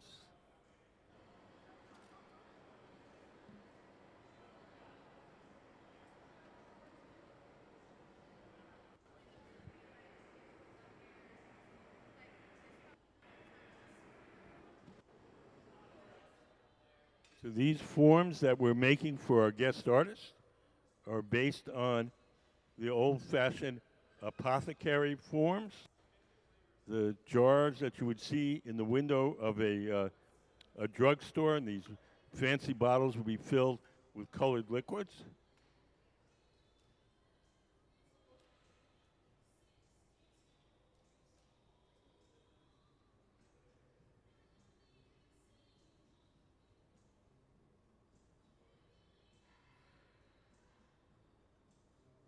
So the next thing we're going to do is transfer this form from the rod it's on now to a second steel rod called the punty.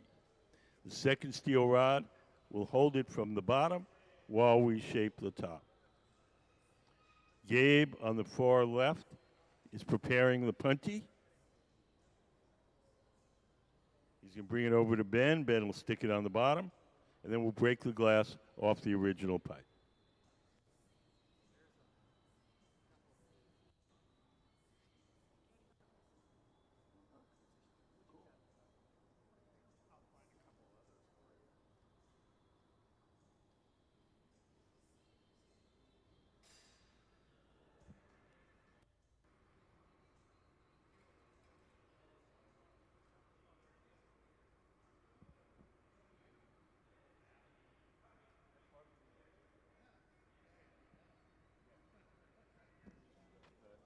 Godfather of the studio glass movement.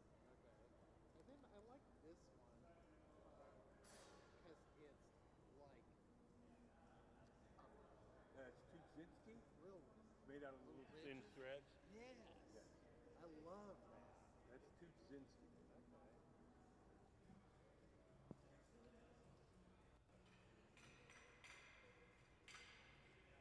So now the glass is held from the bottom. The top is exposed. The top can now be heated and shaped.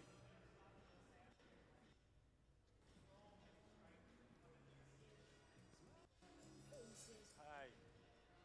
How are you? You guys have any questions? No. What's the normal question that you get? Oh, how do you get the color in the glass? Um, How you get the color in the glass?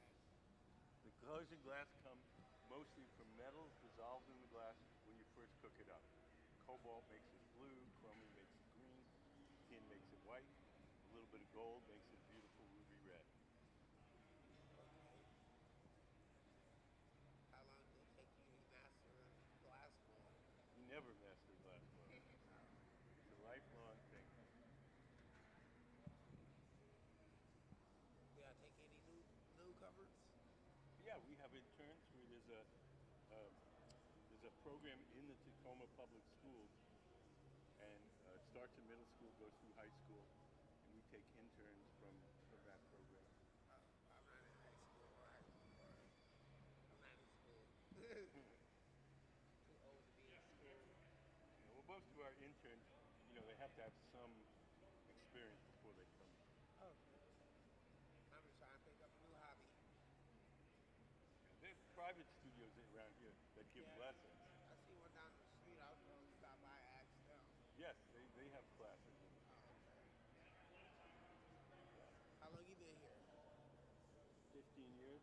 15 years. What's else? What else so unique about it?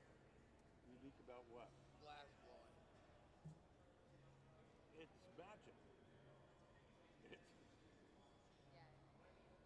I don't know. I like the fire pit that you put it in. The glowing red. yes. I mean, it's playing with fire and How hot do it get? The furnace. How hot do it get? it's 2,300 degrees Fahrenheit. That's 200 degrees hotter than the hottest volcano. Oh, snap. That's crazy. It is.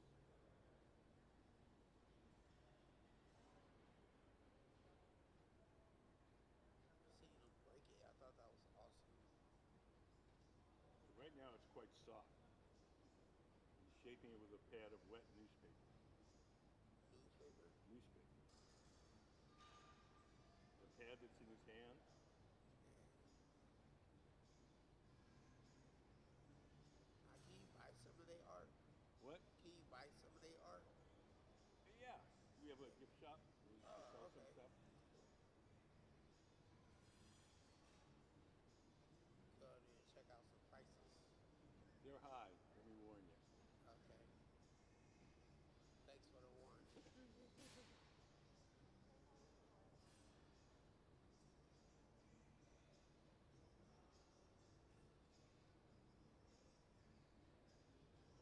I didn't know there was so many people that helps with it. Oh, that's You got the person that pitted in the furnace, then the lady that's helping them. It's like a team sport. Yeah, yeah, yeah. I didn't know that. I did not know that. We rarely work alone. Almost never.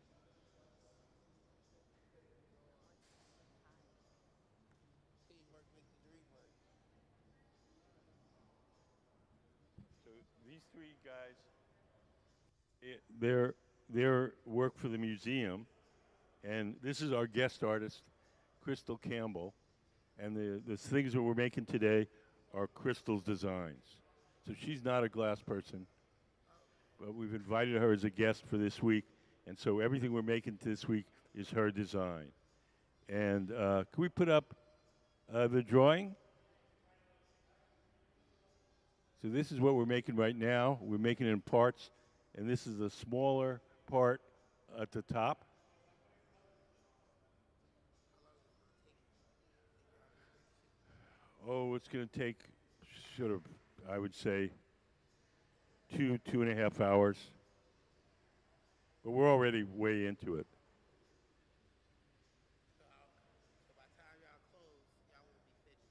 Yeah, we'll be finished. Yeah, not 2.5 hours from now, 2.5 hours from when we started, which was 2 o'clock. Oh, okay. Cool. Want to come stop by and see the finished product? Thank you, sir. You have a good one now.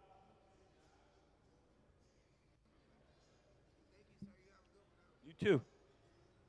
Oh, you can see some of her. Can we put up the piece from the two-way mirror exhibition? So this is the work of Crystal Campbell, and this is in our exhibit across the hall. We have a special exhibit called Two-Way Mirror. It's about black glass artists, and so this piece was made in honor. I don't know if you know about. There was a woman called Henrietta Lacks, and she researchers at Johns Hopkins took one of her cells and reproduced it, and now it's like a standard thing for experiments. They just keep reproducing this cell, and they didn't even tell her about it.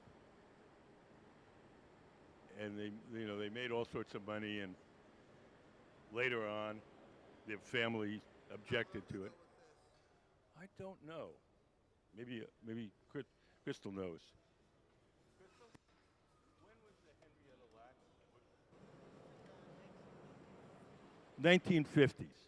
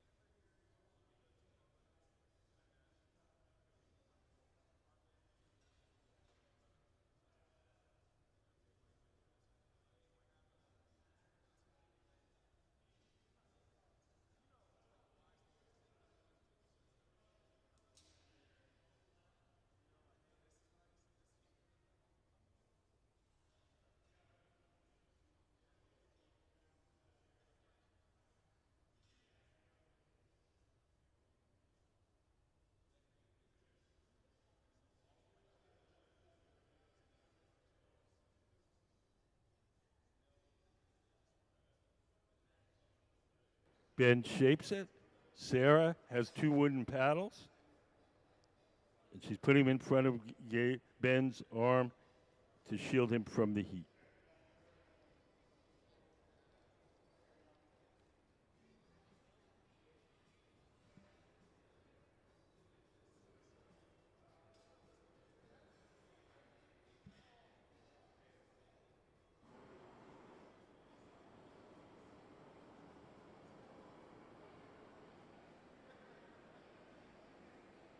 So now Ben is taking a measurement, the inside of that vessel, and we're going to be making stoppers to fit.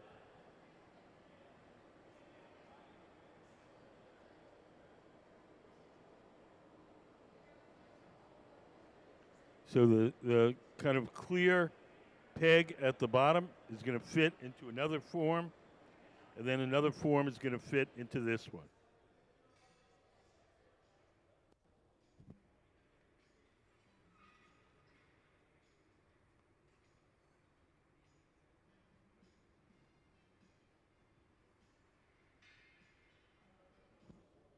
This guy's almost finished.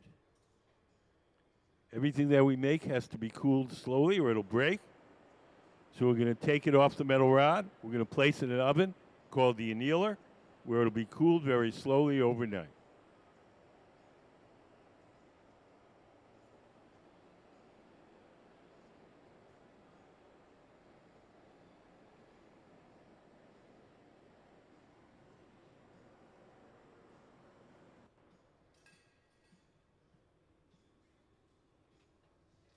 Sarah to the right has put on some protective clothing. She's going to carry the finished piece to the annealer.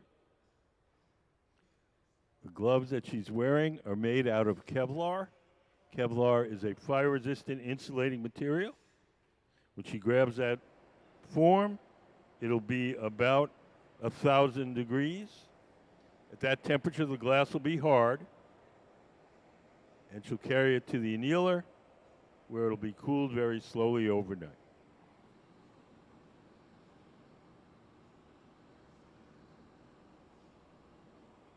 So, how come that pipe isn't red hot? I mean, It's physics. Pipe is really long, so when people think they put a frying pan on the stove, the handle gets hot. yeah, That's 9 or 10 inches long. okay. It's 4.5 feet long. And it just doesn't conduct it. Well, it has a lot more surface area to dissipate the heat. Okay. Also, once you coat the end with glass, glass is an insulator, Yeah. so it's shielded from the direct heat of the furnace. Okay. Yeah. Very cool.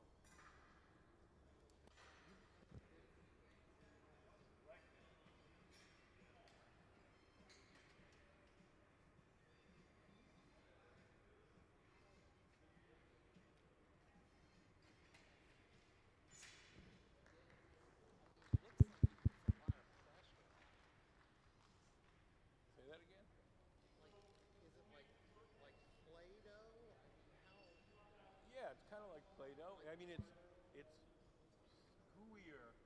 It's gooier? more like taffy. Okay, taffy. Okay, that's a good analogy. Okay, so it's like taffy. Yeah. All right. Not quite as stiff as taffy. It's a little more gooey. Okay. Very cool. I have to leave. I'll thank you very much, and I'll tell Grace I sent her an email. So Okay, tell Grace I said hello. Hope okay, she's doing well. will do.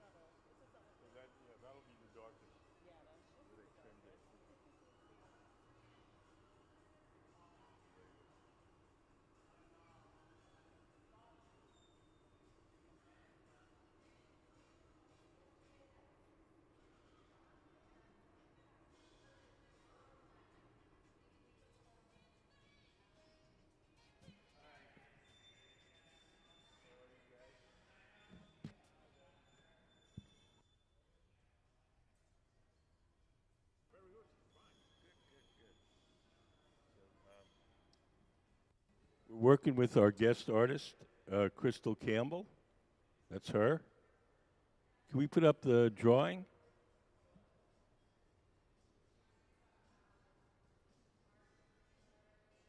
So this is the drawing of the sculpture that we're making.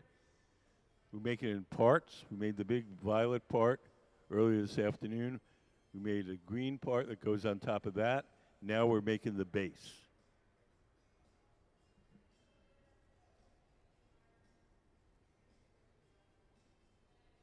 You guys have any questions? No, we have a look. We're on vacation. Oh. And we were 8 years ago in Shiguli Museum in Seattle, and Right. Mm-hmm. glass is a very interesting material. And 10 years ago, I started with fusing. Uh-huh. Yeah, and now we are here and have a look. Good. If you have any questions, let me know. Yes, sure.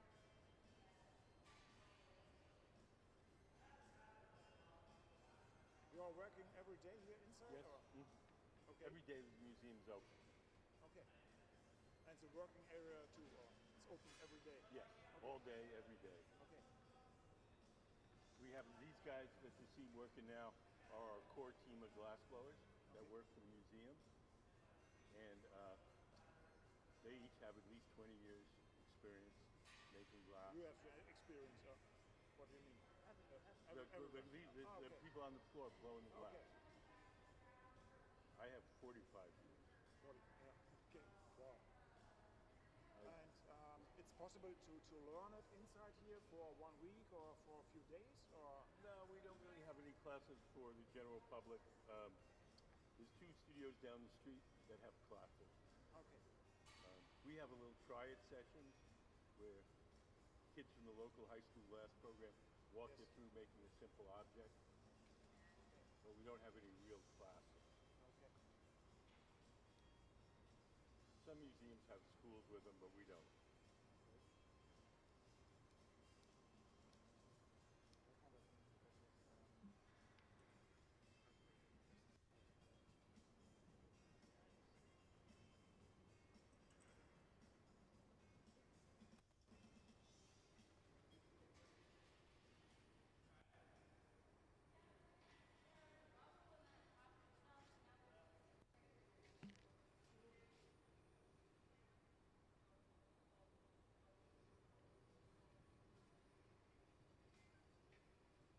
So Sarah in the center is blowing a bubble of clear glass. Gabe in the light gray shirt on the far left is heating up some green glass, and we're going to coat Sarah's bubble with the green glass. All glass, when it's really hot, appears to be orange. The orange color that you're seeing is the glow from the heat, not the color of the glass. So the glass that Sarah's doing here, that's clear, and the glass that Gabe is heating up, that's green. That's this kind of green here.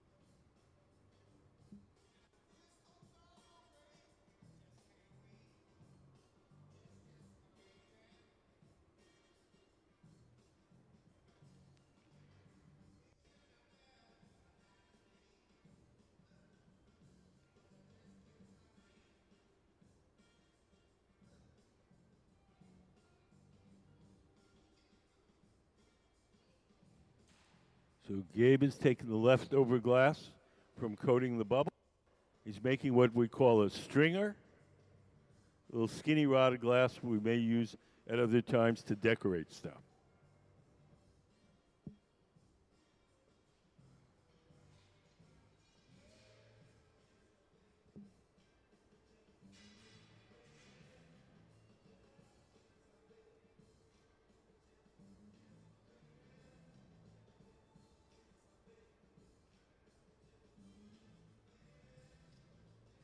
Sarah, in the black shirt and shorts, is heating up the colored glass, and we're going to push it backwards until it entirely coats the original bubble. We call this a color overlay.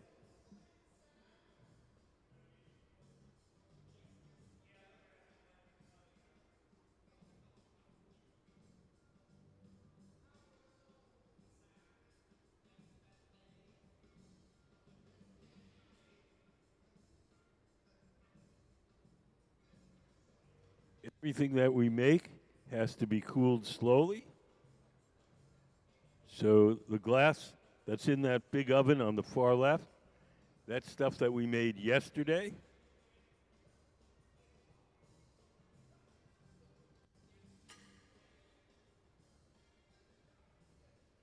So everything has to cool, you know, from fusing, things have to cool slowly overnight. So that's the stuff we made yesterday, and now it's out.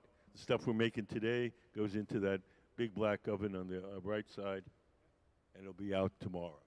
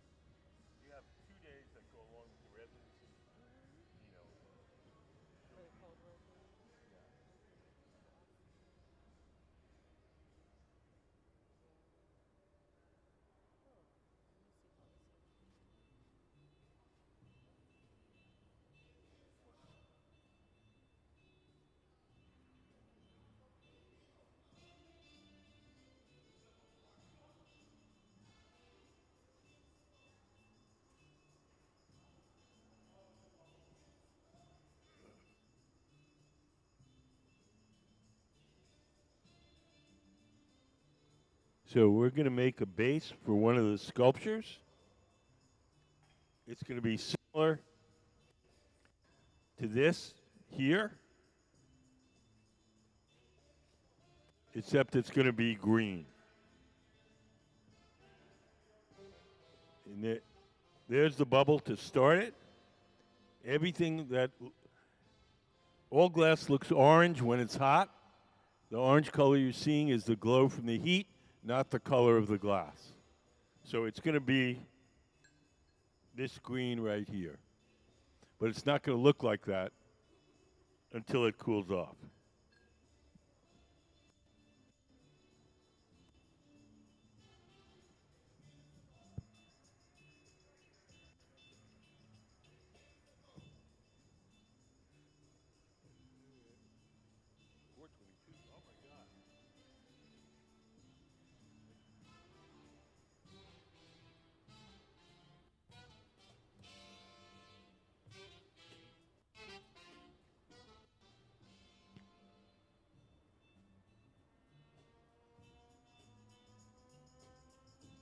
Sarah, over on the left, shaping the glass using a tool called the block. The tool is made out of wood. It's stored in a bucket of water. As long as the wood is wet, the tool doesn't burn. It doesn't leave any marks as she shapes the glass.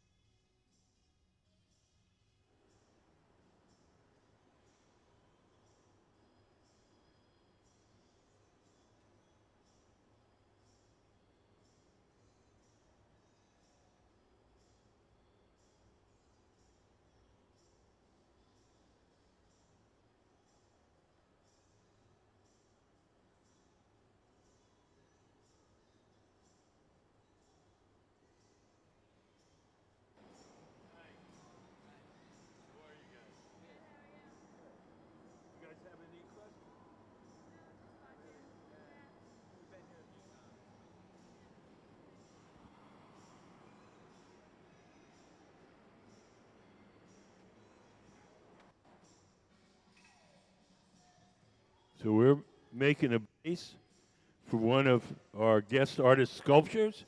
It's going to have the same form as this base here, except it's going to be green. Can we put up the drawing of? So we're making this sculpture drawn by our guest artist, Crystal Campbell. She's working with our resident team of glassblowers. We're making this sculpture in parts, and the parts will get fit together later after they're cold.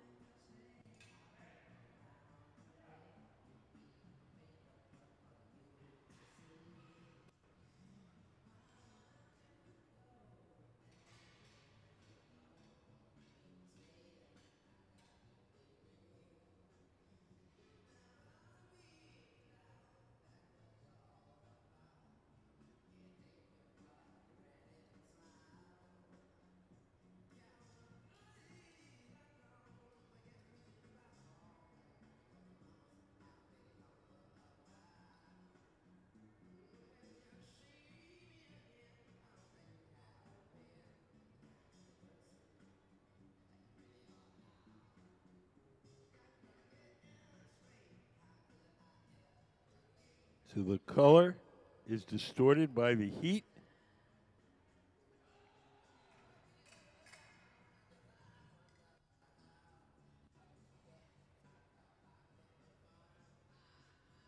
So the color is going to be this color here. So it's right now it's distorted by the heat. When it cools down, it's going to be this color right here.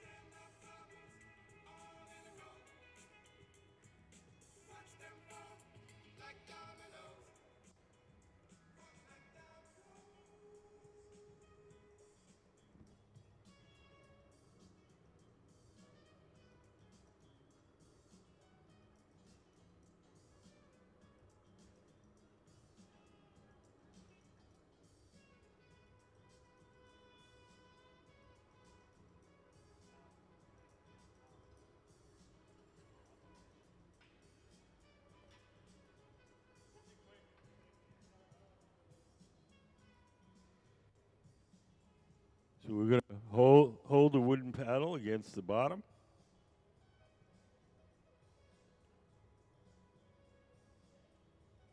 Make sure it's nice and flat and sits nicely on the table.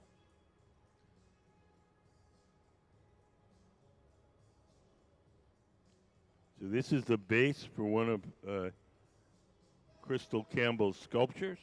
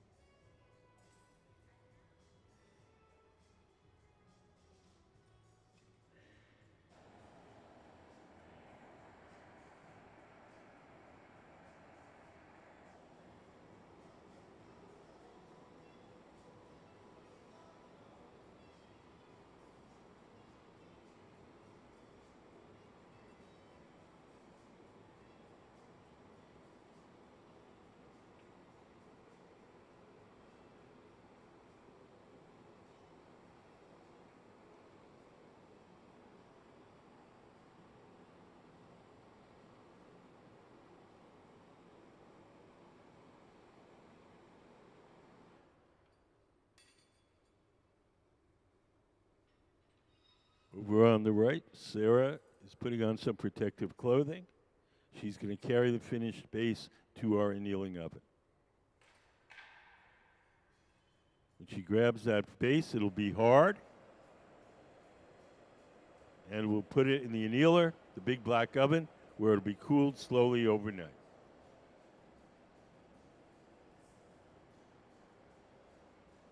Hi, do you guys have any questions?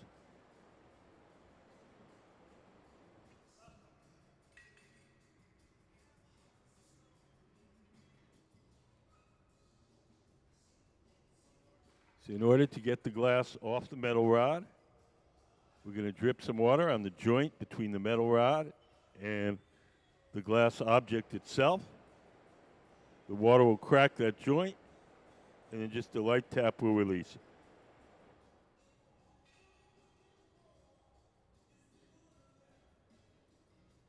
Okay, dripping the water now. Little tap. We'll melt the little spot where we broke it off so it's not sharp. And into our annealing oven to cool slowly overnight.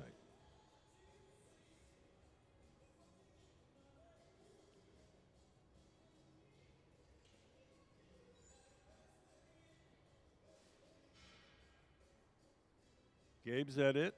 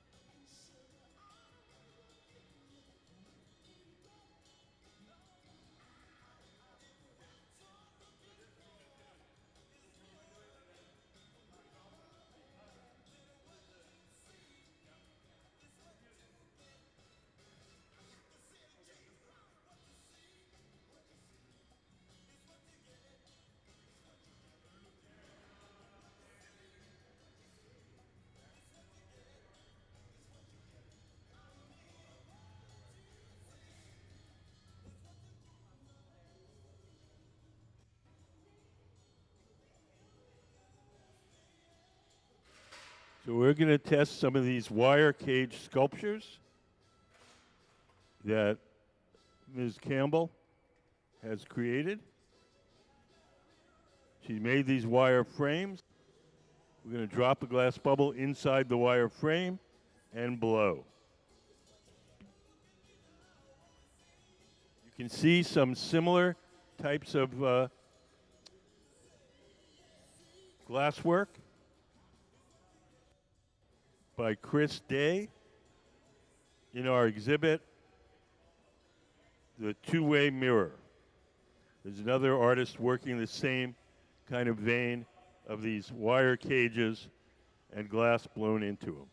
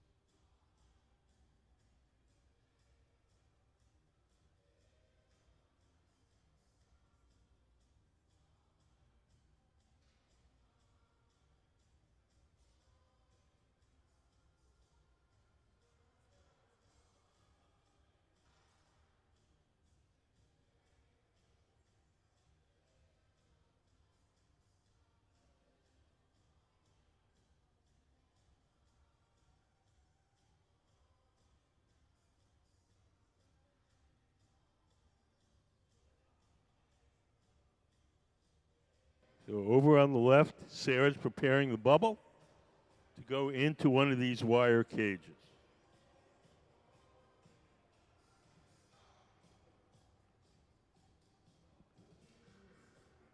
So this is a little bit of a test. Our artist will see how these cages are working out.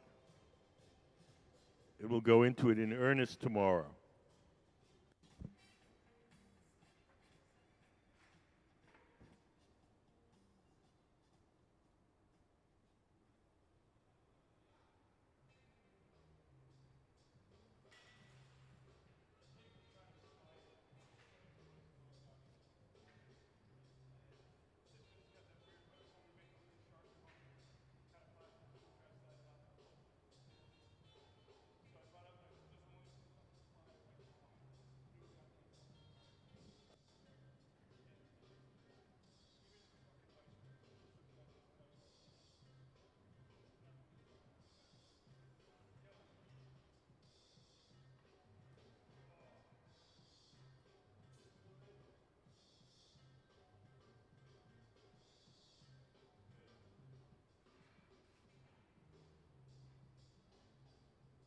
We're going to start to stretch this bubble out so it sort of mimics the shape of the wire cage.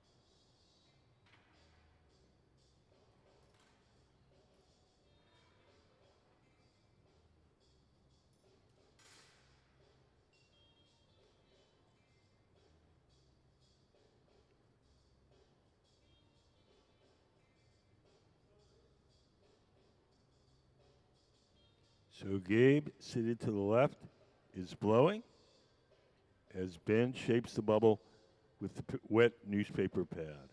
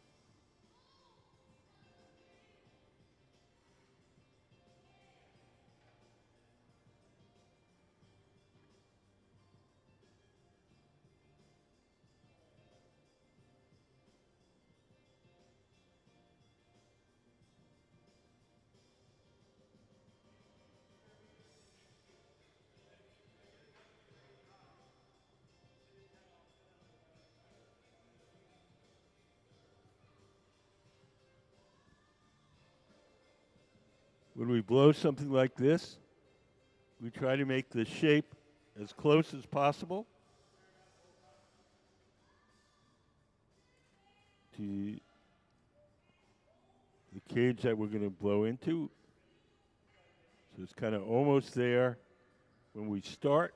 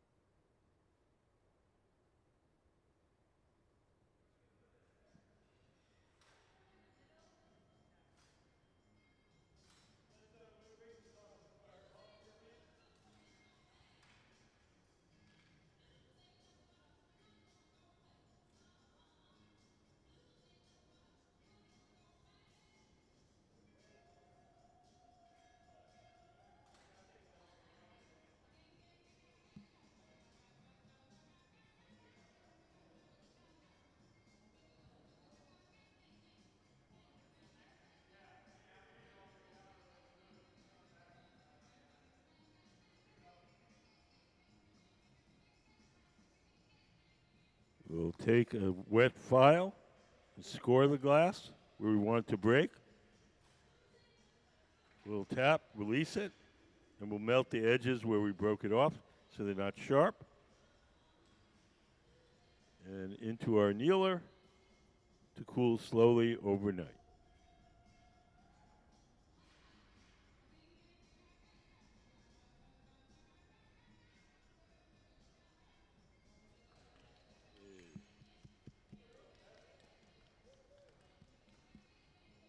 So that concludes our demonstrations for today. If anybody has any questions before you go, I'd be happy to answer them. What? Oh, good. Glad you enjoyed it.